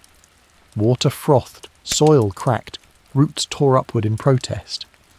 But still the sound was not frantic. It was steady, unbroken, like ritual carried out, against time itself.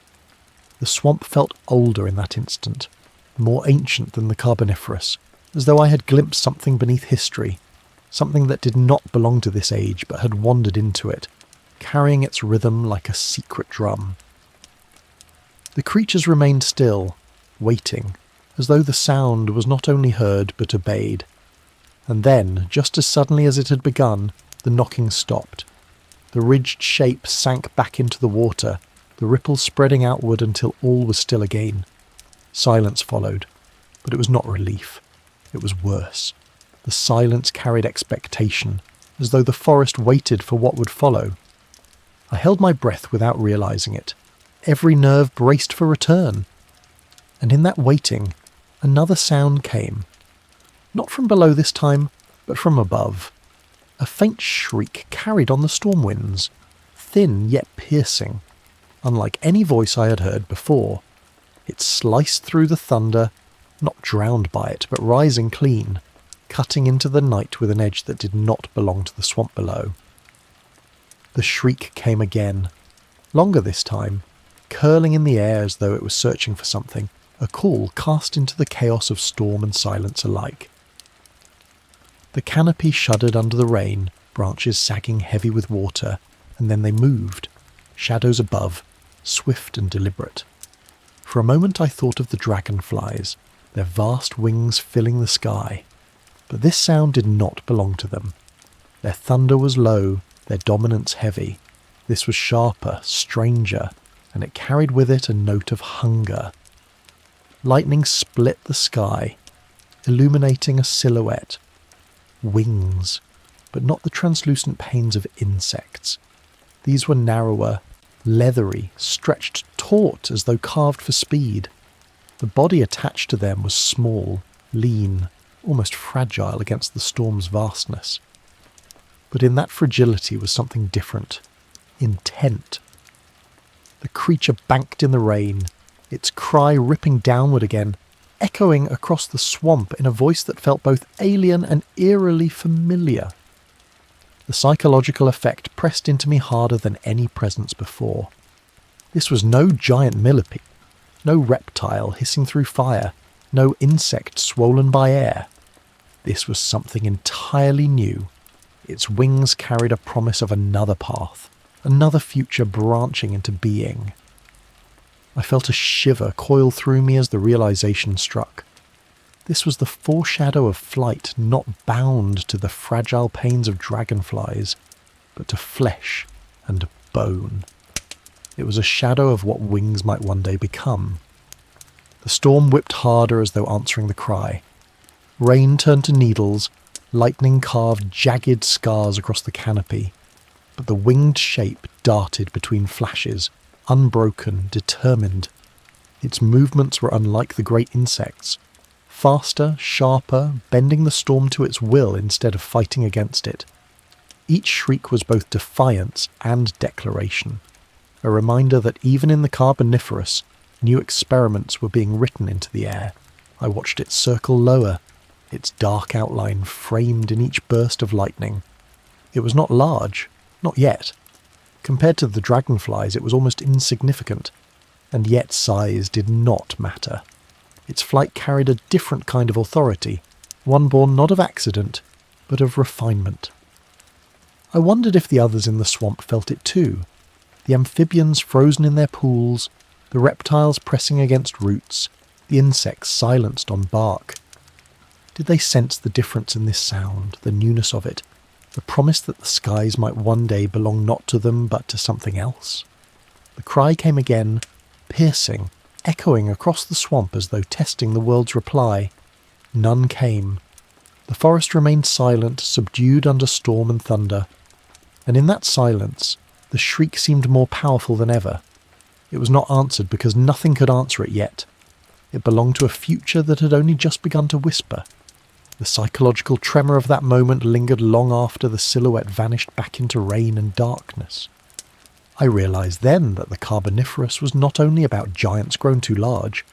It was about possibilities unfolding in silence, experiments in form and sound that would not bear fruit for millions of years, but were already here, already pressing themselves into existence. The storm raged on, but my attention was fixed on the silence it left behind after each shriek. It was not emptiness, it was a waiting space, as though the swamp itself was holding its breath, sensing the change but not yet knowing how to respond. And then, amid that waiting, the ground beneath me quivered once more. Not the slow knocking from before, not the glow of hidden coal, but something sharper, the unmistakable vibration of footsteps, heavy, deliberate, pressing into soil with the weight of creatures that no longer hid. The rhythm of it was unlike the slow subterranean pulses that had haunted me earlier. This was surface-born, bold, carrying with it the certainty of presence. Each step pushed water outward in trembling circles, the peat sinking lower as though bowing under the mass that carried them. The storm still raged, but these footsteps cut through its noise. Thunder cracked, rain fell in sheets, yet the vibrations pressed steady into the ground, unbroken, purposeful. I felt the forest itself stiffen at their approach. The reptiles that had clung to bark froze in silence, their small bodies quivering against the trunks. Amphibians remained submerged, their wide eyes glowing faintly above water, unwilling to rise. The footsteps were not meant to be ignored, they were meant to be felt. I strained through the mist, searching for the form that carried them. At first, there was nothing but shifting shadow, the storm blurring every outline into fluid motion. But then a shape emerged, tall, massive, its body pushing through the trees with indifference. It was not insect, not amphibian, not even the lean reptiles I had seen before. This was something larger, something that bore the weight of the forest itself across its shoulders. Its head broke into view first, angular, ridged, with the eyes sunk deep beneath heavy brows. Its jaws parted, releasing not a hiss nor a cry, but a guttural breath that steamed against the cold mist. The body followed, draped in scales that gleamed wet under the rain, its limbs thick and powerful, pressing into soil with enough force to crack roots. It carried itself with no hesitation, as though the storm had been made to frame its entrance. The psychological weight of that moment pressed into me like stone. Until now, the Carboniferous had revealed itself in glimpses, insects swarming, amphibians lurking, reptiles whispering their future. But this was no glimpse. This was revelation. A body fully formed, neither accident of abundance nor fragile experiment, but presence incarnate. For the first time, I felt as though I was staring at the rightful heir of this swamp, a creature that needed no exaggeration, no spectacle, because its existence alone was dominance. Its steps grew louder, closer, each one sending shivers through the peat until I could feel them in my chest.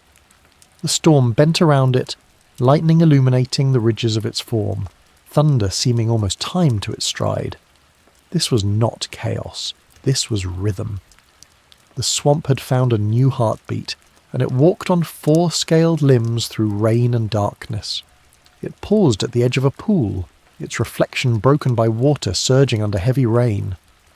For a moment it bent its head low, its eyes glimmering in the dark surface. I thought of predators, of hunger, but what I saw was something stranger. Patience. It did not lunge at amphibians or claw at insects. It waited. The stillness of its posture was more terrifying than attack, because it suggested awareness, calculation. This was no mindless beast of excess. This was something that had learned to watch. The psychological tremor of that realization shook me harder than any fire or storm. For here was the moment when instinct began to bend toward thought. The dragonflies ruled by size, the amphibians by chance, but this creature carried something deeper, something colder, intent. The swamp was no longer a stage for accidents. It had become a theatre of will. The rain hammered harder, driving mist into sheets that blurred the figure once more, yet the sound of its footsteps remained, pressing onward through the forest with certainty. Each strike of its claws sank deeper into the soil, as though leaving marks not just on earth but on time itself. And just as the sound began to fade into distance, another rose in its place, faint at first, then clearer, a chorus of answering steps. Many, countless, echoing the same rhythm across the swamp. It was no longer a solitary presence, but a multitude, spreading outward through the mist like a drumbeat carried on roots and water. Each step struck in near unison, not frantic, not chaotic, but measured. as though the entire forest had begun to walk together. The rain poured harder, streams carving dark paths through ashen soil, yet the rhythm of footsteps never broke. It pressed forward through storm and silence alike, filling the swamp with an uneasy harmony. I felt my skin prickle as I realised what it meant. The first heavy stride had not been an isolated wanderer. It had been a signal, and now the swamp answered in kind. The Carboniferous floor was alive with movement, a chorus of scales pressing into the fragile ground, each step carving deeper impressions into a world too soft to resist. The psychological impact struck me like cold iron. Until now, the forest had revealed life in fragments, the flutter of wings, the ripple of amphibians, the hiss of a single-scaled body. But this was no fragment. This was multitude. For the first time I felt the weight of community, not in insects swarming by accident of air, but in something deliberate, something shared. The rhythm of footsteps was not merely survival, it was belonging. Through the mist, vague shapes began to appear. Dark forms moved in clusters, their outlines glistening wet under the storm's fractured light. They were not enormous, not dragonfly large or millipede long. They were smaller, leaner, but in their numbers they carried more power than any giant. Their scales gleamed faintly with rain. Their eyes glowed like coals beneath ridges of bone, and as they pressed onward the swamp seemed to bow under their advance. I watched them spread through the forest, climbing roots, slipping across black water, moving with an ease that suggested not hesitation but ownership. This was not the stumbling of amphibians testing land. This was not the fragile rise of insects carried by air too rich. This was certainty, multiplied. And in that certainty I felt the turning of time, the moment when dominance shifted from spectacle to endurance. The psychological tremor of it ran deep. We imagine beginnings as singular, one spark, one leap, one creature first to rise. But the swamp reminded me that true change comes when the singular becomes many, when rhythm replaces accident. These footsteps, countless and unbroken, were the sound of permanence. I could almost hear the future written into them, the long march of reptiles spreading beyond swamps, into forests, across continents yet unborn. Thunder cracked again, lightning splitting the canopy, and in that flash I saw them clearly. Dozens of scaled bodies, their limbs gripping bark, their jaws opening in silent hisses, their eyes raised not in fear, but in awareness. They did not scatter at fire. They did not freeze at storm. They moved forward, together, as though the swamp itself had summoned them into being. The silence between thunderclaps was filled with their rhythm. Step after step, water splashing outward, soil compressing beneath claws. It was hypnotic, relentless, as though the Carboniferous itself had found its voice in them. The giants of air had ruled through size, the amphibians through numbers at water's edge, but here, now, something new had emerged. Unity, deliberate and enduring. I felt unease coil around me. If this was the threshold, then everything before had been rehearsal. The insects, the fire, the storms, all had tested the stage, prepared it for this chorus. The swamp was no longer a place of accidents. It was a march, a declaration, and the forest trembled with its weight. And just as the rhythm settled into certainty, a single sound broke from within it, louder, sharper, a call that rose above the footsteps like a command, echoing through rain and thunder alike. The sound pierced the storm with a clarity that no shriek, hiss, or thunderclap had carried before. It was not the panicked cry of prey, nor the chaotic chorus of insects. It was singular, deliberate, and filled with authority. The footsteps faltered for only an instant, then quickened as though responding. The forest shifted in response. The mist seemed to thin, revealing flashes of scaled bodies moving not at random but in arcs, converging toward the source of that call. It was as if the swamp itself had been given an order, and every creature within it bent to the will of that voice. The psychological weight pressed deep into me. For the first time, I felt the difference between multitude and command. Numbers alone are accident, but when numbers bend to a single call, they become something else. Power with direction. Through the storm, I caught glimpses of the one who had spoken. Larger than the rest, its body ridged with heavier scales, its head lifted high above the fronds. The rain slicked across its back. The lightning carved its outline against the black sky, and its throat swelled again as it released another cry. Low at first, then rising, resonant, carrying like a drumbeat turned to voice. Around it, the others moved faster, adjusting their rhythm, their footsteps no longer chaotic but aligned. It was mesmerizing and terrifying in equal measure. The Carboniferous had shown me abundance, spectacle, excess. But here, in this singular cry and its answering march, I saw the shadow of something far more enduring, hierarchy. These creatures were not simply surviving. They were organizing. They were learning to bend instinct into structure. The storm raged above, but it no longer felt like the only force commanding the swamp. Something within the forest had begun to claim its own authority. The psychological tremor shook me. To hear order in a world of chaos is to sense the arrival of something permanent. Giants fall, fires fade, storms break. But order can persist, can spread, can shape futures in silence. This cry, this command, was not just a sound. It was the first echo of leadership, the first voice that bent multitude into unity. And once unity exists, the world is never the same. The others closed in, gathering around their larger kin, their bodies pressed together, a swarm not of accident but of choice. They moved as if parts of a single organism, dozens of limbs carrying one intention. The swamp quivered under their mass, roots splintering, water surging outward in ripples that struck against fallen trunks. Their eyes glowed faintly in the stormlight, countless reflections of the one who had called them. I thought of the psychology of submission, of how power is not only taken but given. These smaller bodies had chosen, or been compelled, to bend toward the larger. In that act lay the seed of every future order, every kingdom, every empire.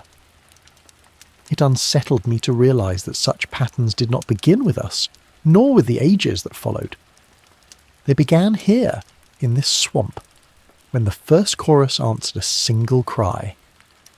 The storm seemed to bow around them, thunder cracking like distant drums, lightning illuminating the arcs of their bodies as they spread in deliberate formation. The reptiles no longer crept in silence.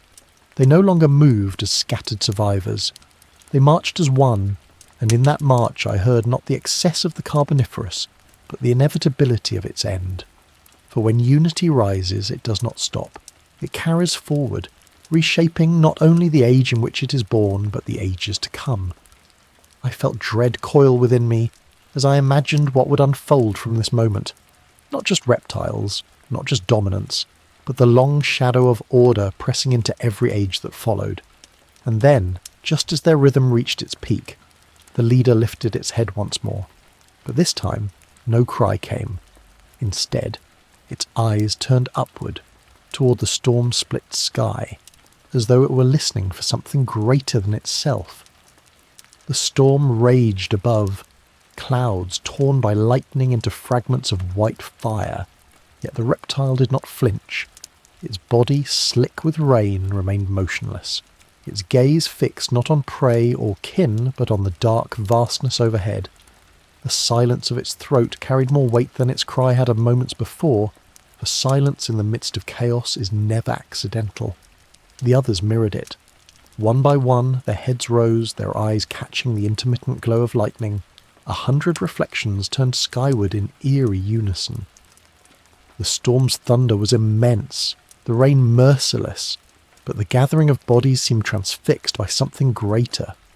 I felt my breath catch in my chest, for the swamp that had moments ago been filled with marching rhythm now stood in collective stillness. The psychological weight pressed into me like a crushing stone. This was no longer the spectacle of excess, nor the chaos of storms, nor even the first order of unity. This was reverence. The creatures who had defied fire, endured flood, and marched under command were now still before the sky, as if waiting for its verdict. I realised then that the Carboniferous was not only a stage of survival, it was a temple, and these scaled bodies were not only heirs of land but worshippers of something they did not yet understand. Lightning split the clouds again, illuminating their still forms, each scale glistening like carved stone in the white blaze.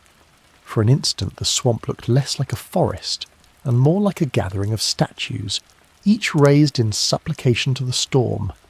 The thunder that followed rolled over them like an answer, and though no words could be heard, the impression was undeniable. A dialogue had begun between earth and sky, between creature and force. The thought unsettled me. If instinct could bend toward order, and order could bend toward reverence, then perhaps the roots of meaning were deeper than we imagine. Perhaps the impulse to look upward, to seek something beyond survival, did not begin with us. It began here, in the Carboniferous night, when scaled bodies turned their eyes skyward and listened for something greater than themselves. The rain softened slightly, though thunder still rolled, and in that lull the leader finally moved. It lowered its head slowly, deliberately, and the others followed. The silence stretched, heavy with implication, until the rhythm of footsteps began again, slower now, deeper, as though carrying not just bodies but understanding. The swamp quivered beneath them, water rippling outward as if recording their passage, and I felt an unease coil in me, the sense that I was witnessing not only biology but ritual. The psychological tremor was sharper than before. What terrifies most is not the scream of predators or the violence of storms, but the recognition that even in ages long before us, creatures may have felt something more than hunger. Did they sense the forces that shaped them? Did they pause in their march because they knew that survival alone was not enough? The thought whispered through me like the storm's wind, impossible to silence. The leader pressed onward, its body disappearing into the mist, the others following with unbroken rhythm. The swamp's silence deepened again, leaving only the hiss of rain on leaves, the low groan of trees bending beneath the weight of water.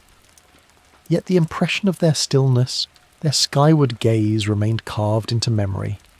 It was no longer only about survival, it was about recognition, a recognition of forces too vast to conquer, yet too present to ignore. And then, from far above, beyond storm and thunder, another sound bled into the night. It was not the cry of wings, not the groan of trees, but something deeper, stranger, a resonance that seemed to hum through the clouds themselves, low and endless, as though the sky had answered.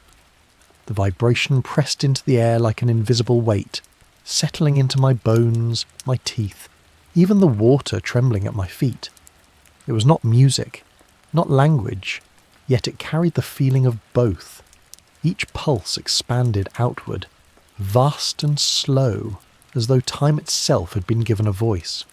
The reptiles, still gathered in their unified mass, froze again. Their heads lifted once more, eyes wide, not toward their leader this time, but toward the storm's black ceiling. They seemed suspended, caught between fear and recognition, as if something above them demanded their attention more fully than any predator below. Their leader did not cry out, did not command. It simply lowered itself to the earth, crouched low, and waited.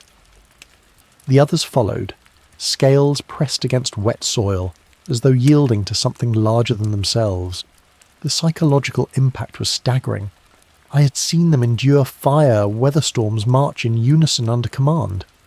But here, before this endless resonance, they submitted not with panic, but with reverence. This was not predator and prey, not storm and survival. This was acknowledgement. The Carboniferous forest, alive with abundance, seemed to bend under the sound as though everything within it knew that life was not the only force at work. Something greater pulsed through the very air. something they could not see yet could not deny. The hum deepened, vibrating through trunks, rippling across pools until the surface of every body of water danced with concentric waves. Amphibians pressed themselves lower into the depths, vanishing into shadows. The giant insects, absent until now, returned in swarming arcs above the canopy, their wings thrumming in uneasy counterpoint to the sky's resonance. They did not roar with dominance, they wavered, disoriented, as if caught in a sound older than themselves. I tried to imagine what it could be. Thunder does not hum, lightning does not resonate. This was something else, perhaps a force hidden within the storm, perhaps the pulse of the earth carried upward, amplified until it seemed to come from the heavens. Yet the psychological weight insisted otherwise. It felt intentional, deliberate, as though the sky itself was no longer content to remain silent witness. The reptiles remained still, their bodies slick with rain, their eyes reflecting each pulse. I saw in their silence the beginning of something that would echo across time, the capacity not only to act but to yield, not only to conquer, but to acknowledge. This moment was not about survival. It was about recognition of something beyond themselves. And I realized, with a tightening in my chest, that perhaps reverence is older than thought, older than humanity. It may have been born here, in this swamp, when creatures first bowed not to one another, but to forces beyond their comprehension. The hum continued, unbroken, filling the swamp with a sense of permanence, as though it had always been here, hidden beneath thunder and fire, waiting for the right ears to hear it. And then, as if answering the question I dared not form, it began to change. The tone shifted, rising in pitch, still low but now sharper, more focused, as though it had narrowed its attention. The storm cracked again, lightning splitting the sky in violent bursts, and in that instant I thought I saw something within the clouds. Not just light, not just shadow, but form. Vast, indistinct, shaped by mist and glow, as though the resonance itself had carved a body into the storm. It lingered only for a breath, then vanished into darkness, leaving the echo behind. The reptiles did not move. They remained pressed to the earth, silent, patient, as though they expected more. And so did I. The storm had raged, the earth had shaken, the swamp had burned, but nothing felt as profound as this. For the first time, the Carboniferous did not feel like a stage of accidents or survival. It felt like a conversation, and we were only the listeners. The hum began to fade at last, dissolving into the thunder's ordinary roll, the rain's steady hiss. But the silence that followed was unbearable, charged with absence, as if the forest itself longed for the sound to return. And then from the dark water at my feet, a ripple spread outward, slow, deliberate, a reminder that while the sky had spoken, the swamp itself had not finished.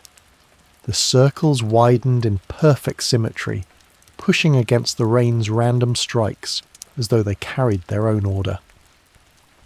My breath caught as another ripple followed, then another, each born not from drops but from something stirring beneath. The surface, already black with ash and swollen with storm water, quivered as though reluctant to reveal what it hid.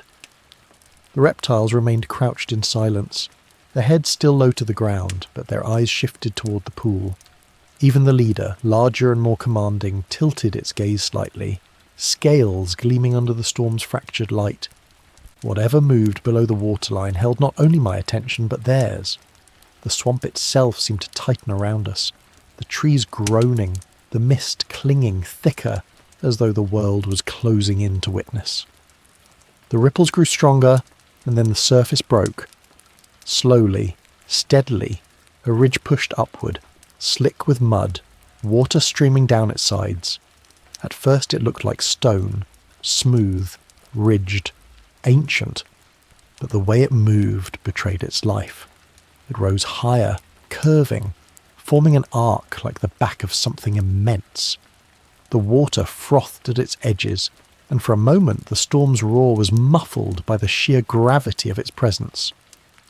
The psychological weight struck harder than before. This was not like the silhouettes of insects overhead, or the cries of reptiles at my side. This was something older, deeper, as though the swamp itself had been carrying a secret for eons. Fire had revealed destruction, storms had revealed chaos, but this was revelation. Life not built to dominate by size or number, but by endurance. Something vast, hidden until now, had chosen to rise. The ridge sank again, only to surface further away, another arc breaking the water.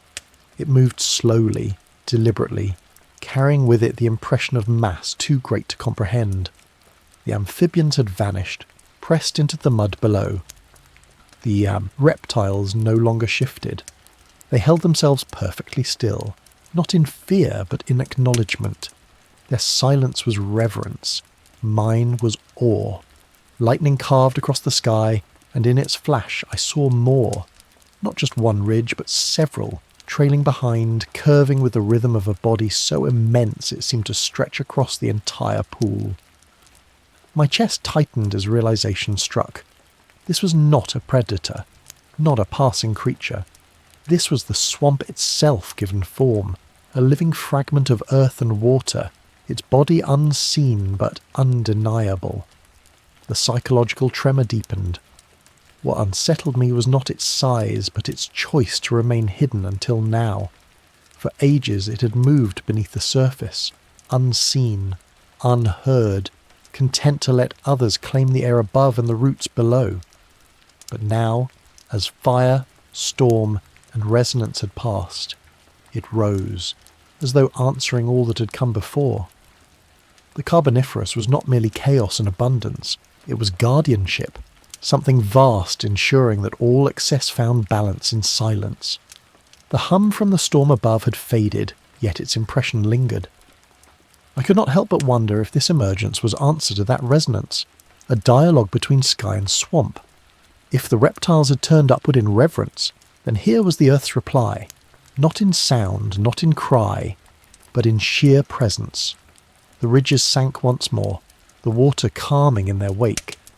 The ripples spread outward until they dissolved into the rain's random strike again, as though the vision had never been.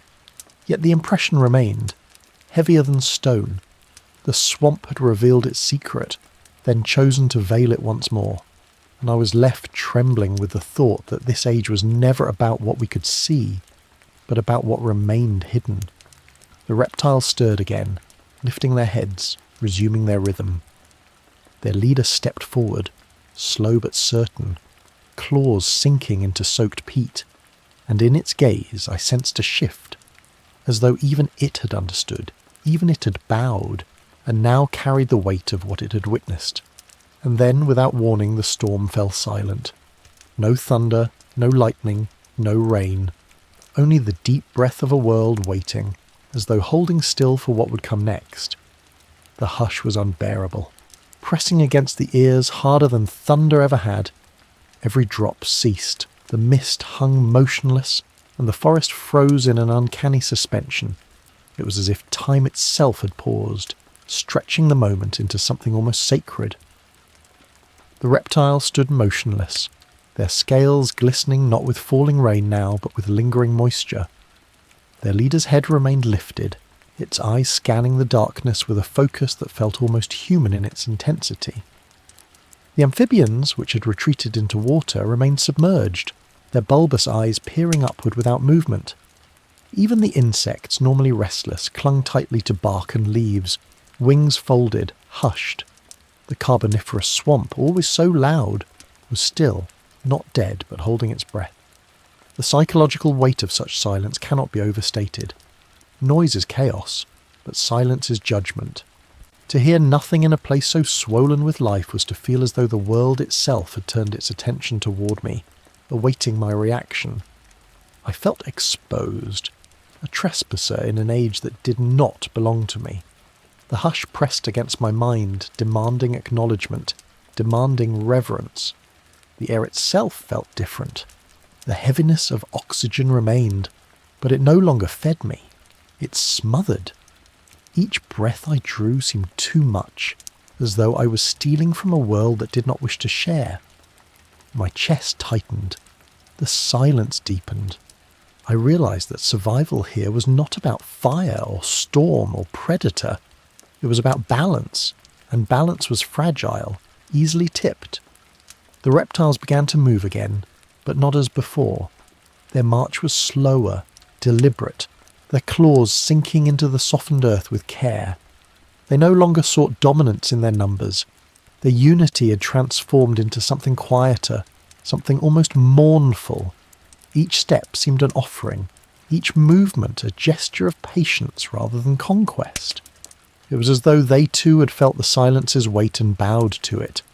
The psychological tremor struck deeper. What does it mean when even creatures we imagine as mindless respond not to sound or fear, but to stillness? It means that silence itself is alive, shaping the behaviour of life as much as fire or storm. Perhaps this was the Carboniferous lesson, that noise and abundance are fleeting, but silence is eternal. It waits behind everything, swallowing excess until balance is restored. The mist shifted faintly, curling along the surface of the water, and in its folds I thought I saw forms. Not ridges, not reptiles, not wings, but shadows, tall and indistinct, as if memory itself had taken shape. They lingered only for a moment, then dissolved, leaving me with the haunting impression that silence does not simply erase, it remembers. The leader reptile paused at the edge of a pool, lowering its head as though drinking, though no sound of water came. Its kin gathered close, their bodies pressing into one another, forming a circle. The silence thickened, and the image burned into me. The first community, not in battle or march, but in quiet submission to forces greater than themselves. I realized then that what I was witnessing was not the triumph of a species, but the beginning of humility. The instinct to acknowledge that survival is never owned, only borrowed. That instinct, buried deep within even the earliest creatures, would one day shape the destinies of beings far more complex than these. And just as the thought settled into me, the silence shifted once more. Not broken, not shattered, but stirred. A faint sound rose, not from storm or swamp, but from beneath the ground itself, a deep resonant thrum, as though the earth had begun to breathe again. It was, not knock, not the strike of ridges or the pulse of hidden light. This was deeper, steadier, like the rolling heartbeat of a planet long before it had words. The soil trembled underfoot, vibrations threading through roots, through water, through me. The reptiles froze again, their circle tightening instinctively. Their leader raised its head, not in defiance but in recognition, its eyes gleaming faintly with each pulse. Amphibians clung to the edges of pools, wide eyes breaking the surface, unmoving. Even the insects returned to stillness, their wings pressed tight, as though the air itself forbade them from flight. All of life bent inward toward that subterranean sound. The psychological weight was unlike anything before. Fire had destroyed, storms had punished, silence had judged. But this was origin. It was not a force against life. It was life itself. The slow reminder that every abundance above was only possible because something far older stirred below. The Carboniferous swamp with its towering trees and swollen insects, with its cries and hisses, was nothing more than a surface, a fleeting skin stretched over depth that had always waited. The thrum deepened, rolling in intervals that grew longer, as though the earth was gathering its voice. Each pulse lifted droplets from the water's surface, scattering them into mist. Roots quivered, not from wind, but from vibration, their fibres straining as though resisting the call. The ground itself seemed alive, not as stage, but as participant. Then, with sudden force, the soil split. A fissure tore through the peat, slow and jagged, water rushing into it with a hiss. from its depths rose a light, faint at first, then brighter. Not flame, not storm, but something raw, elemental, the glow of energy unshaped by time. It pulsed in rhythm with the thrum, painting the swamp in eerie hues of orange and green, as if the earth's hidden heart had chosen to reveal itself. The reptiles did not flee. They crouched lower, pressed against the soil, bodies trembling but unmoving.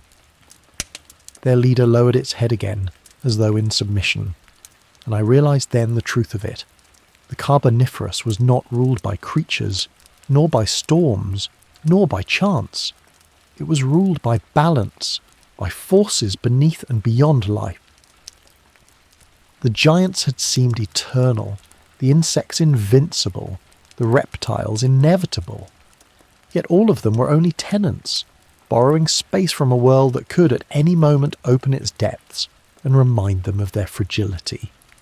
The psychological tremor ran through me, colder than fear. For the first time, I did not see the swamp as chaotic or violent. I saw it as intentional. Every fire, every flood, every silence, every resonance had been part of something larger, something not aimed at destruction but at balance. The Carboniferous was not merely life's stage, it was its teacher, and the lesson was brutal but undeniable. Survival means nothing without humility before the forces that sustain and erase. The fissure pulsed again, brighter, spilling light across the swamp until scales gleamed, wings shimmered, eyes glowed like scattered embers. In that brilliance, everything seemed united. Insect, amphibian, reptile, even the shadows in the mist. Not by will, not by command, but by awareness of what rose beneath them. The ground itself had spoken, and life had answered by bowing. The fissure closed slowly, the light dimming as soil folded back into silence. The thrum faded, each pulse weaker, until at last the swamp was dark again. But the impression remained, etched into root and water and memory alike. I knew then that this was no warning, no accident. It was a reminder that life was never the master of this world, only its fleeting guest. The silence that followed was absolute, yet not empty. It carried with it the weight of everything revealed, everything acknowledged. And in that stillness, the reptiles rose once more, lifting their heads, their eyes glowing faintly as if they now carried the memory of what had been shown. And then, across the swamp, a single cry rang out, sharp, piercing, alive, the first sound of life daring to rise after the earth itself had spoken. It echoed through the mist, fragile yet defiant, a thin ribbon of sound stretched across the vast silence. The reptiles stirred, their heads tilting, eyes narrowing, not in fear but in recognition. The cry came again, higher now, trembling but unbroken, the voice of one creature daring to assert its presence in a world that had just reminded everything of its insignificance. The psychological resonance of that sound was immense. It was not the roar of dominance, not the hiss of survival. It was something smaller, but in its smallness it carried a deeper strength, the audacity to continue, to fill silence with breath even after the earth itself had shown its power. That cry was not only defiance, it was faith. Faith that life would persist, that sound itself could reclaim the swamp from the abyss of stillness. The leader reptile stepped forward, its heavy body pressing into the softened ground, and gave a low, guttural hiss in reply. Around it, the others shifted, their scales scraping against bark, their claws sinking into mud. One by one, they began to move, not in chaotic scattering, but in measured rhythm. The silence had been broken, and the world was allowed to move again. Yet nothing was the same. I realized, standing within that moment, that this was not merely the Carboniferous night. This was a parable written in roots and storm. The glow from the ground, the thrum of the earth, the gaze of reptiles, the hush of the forest. All of it spoke of the same truth. Life exists not to conquer, but to listen, to bend and rise in turn. Even the giants of this age, swollen by oxygen and chance, would pass. But the lesson they left, the humility pressed into every ripple of swamp water, would endure far longer than their bodies. The mist swirled around me, faintly lit by the memory of lightning, and I thought of all that would come after. The reptiles would grow, diversify, rise into forms unimaginable in this quiet swamp. The coal beneath would harden, storing the energy of millions of years of abundance. Storms would rage, continents would shift, oceans would recede and return. Yet the essence of this moment, the silence, the thrum, the cry, would echo in all of it. It was not only history, it was pattern. The psychological tremor lingered like a shadow. I asked myself whether the creatures understood, or whether I was only imposing meaning upon instinct. Did they feel reverence when they bowed? Did they sense permanence when they froze in silence? Or is reverence itself an instinct, older than thought, written into the pulse of survival? Perhaps it does not matter, for meaning is not only an intention, it is in effect. And their stillness, their gaze skyward, their return to rhythm, all carried a meaning beyond words. The cry rose once more, clearer now, as though emboldened by its own persistence. It did not command, it did not dominate, it simply existed, and in doing so, it became enough. The forest answered not with storm or fire, but with the faint rustle of ferns, the cautious return of insects, the drip of water from branches. Life had resumed. The Carboniferous had breathed again. And in that breath, I understood that this age, for all its terrors and wonders, was never about spectacle. It was about balance. The towering trees, the vast insects, the crawling reptiles, all were expressions of a world testing its own limits. And in the end, it was not the giants who endured, but the lessons buried in silence, carried forward by those who listened. The swamp grew darker as the storm clouds drifted, leaving behind only mist and memory. The reptiles dispersed, their scales glinting one last time before vanishing into the undergrowth.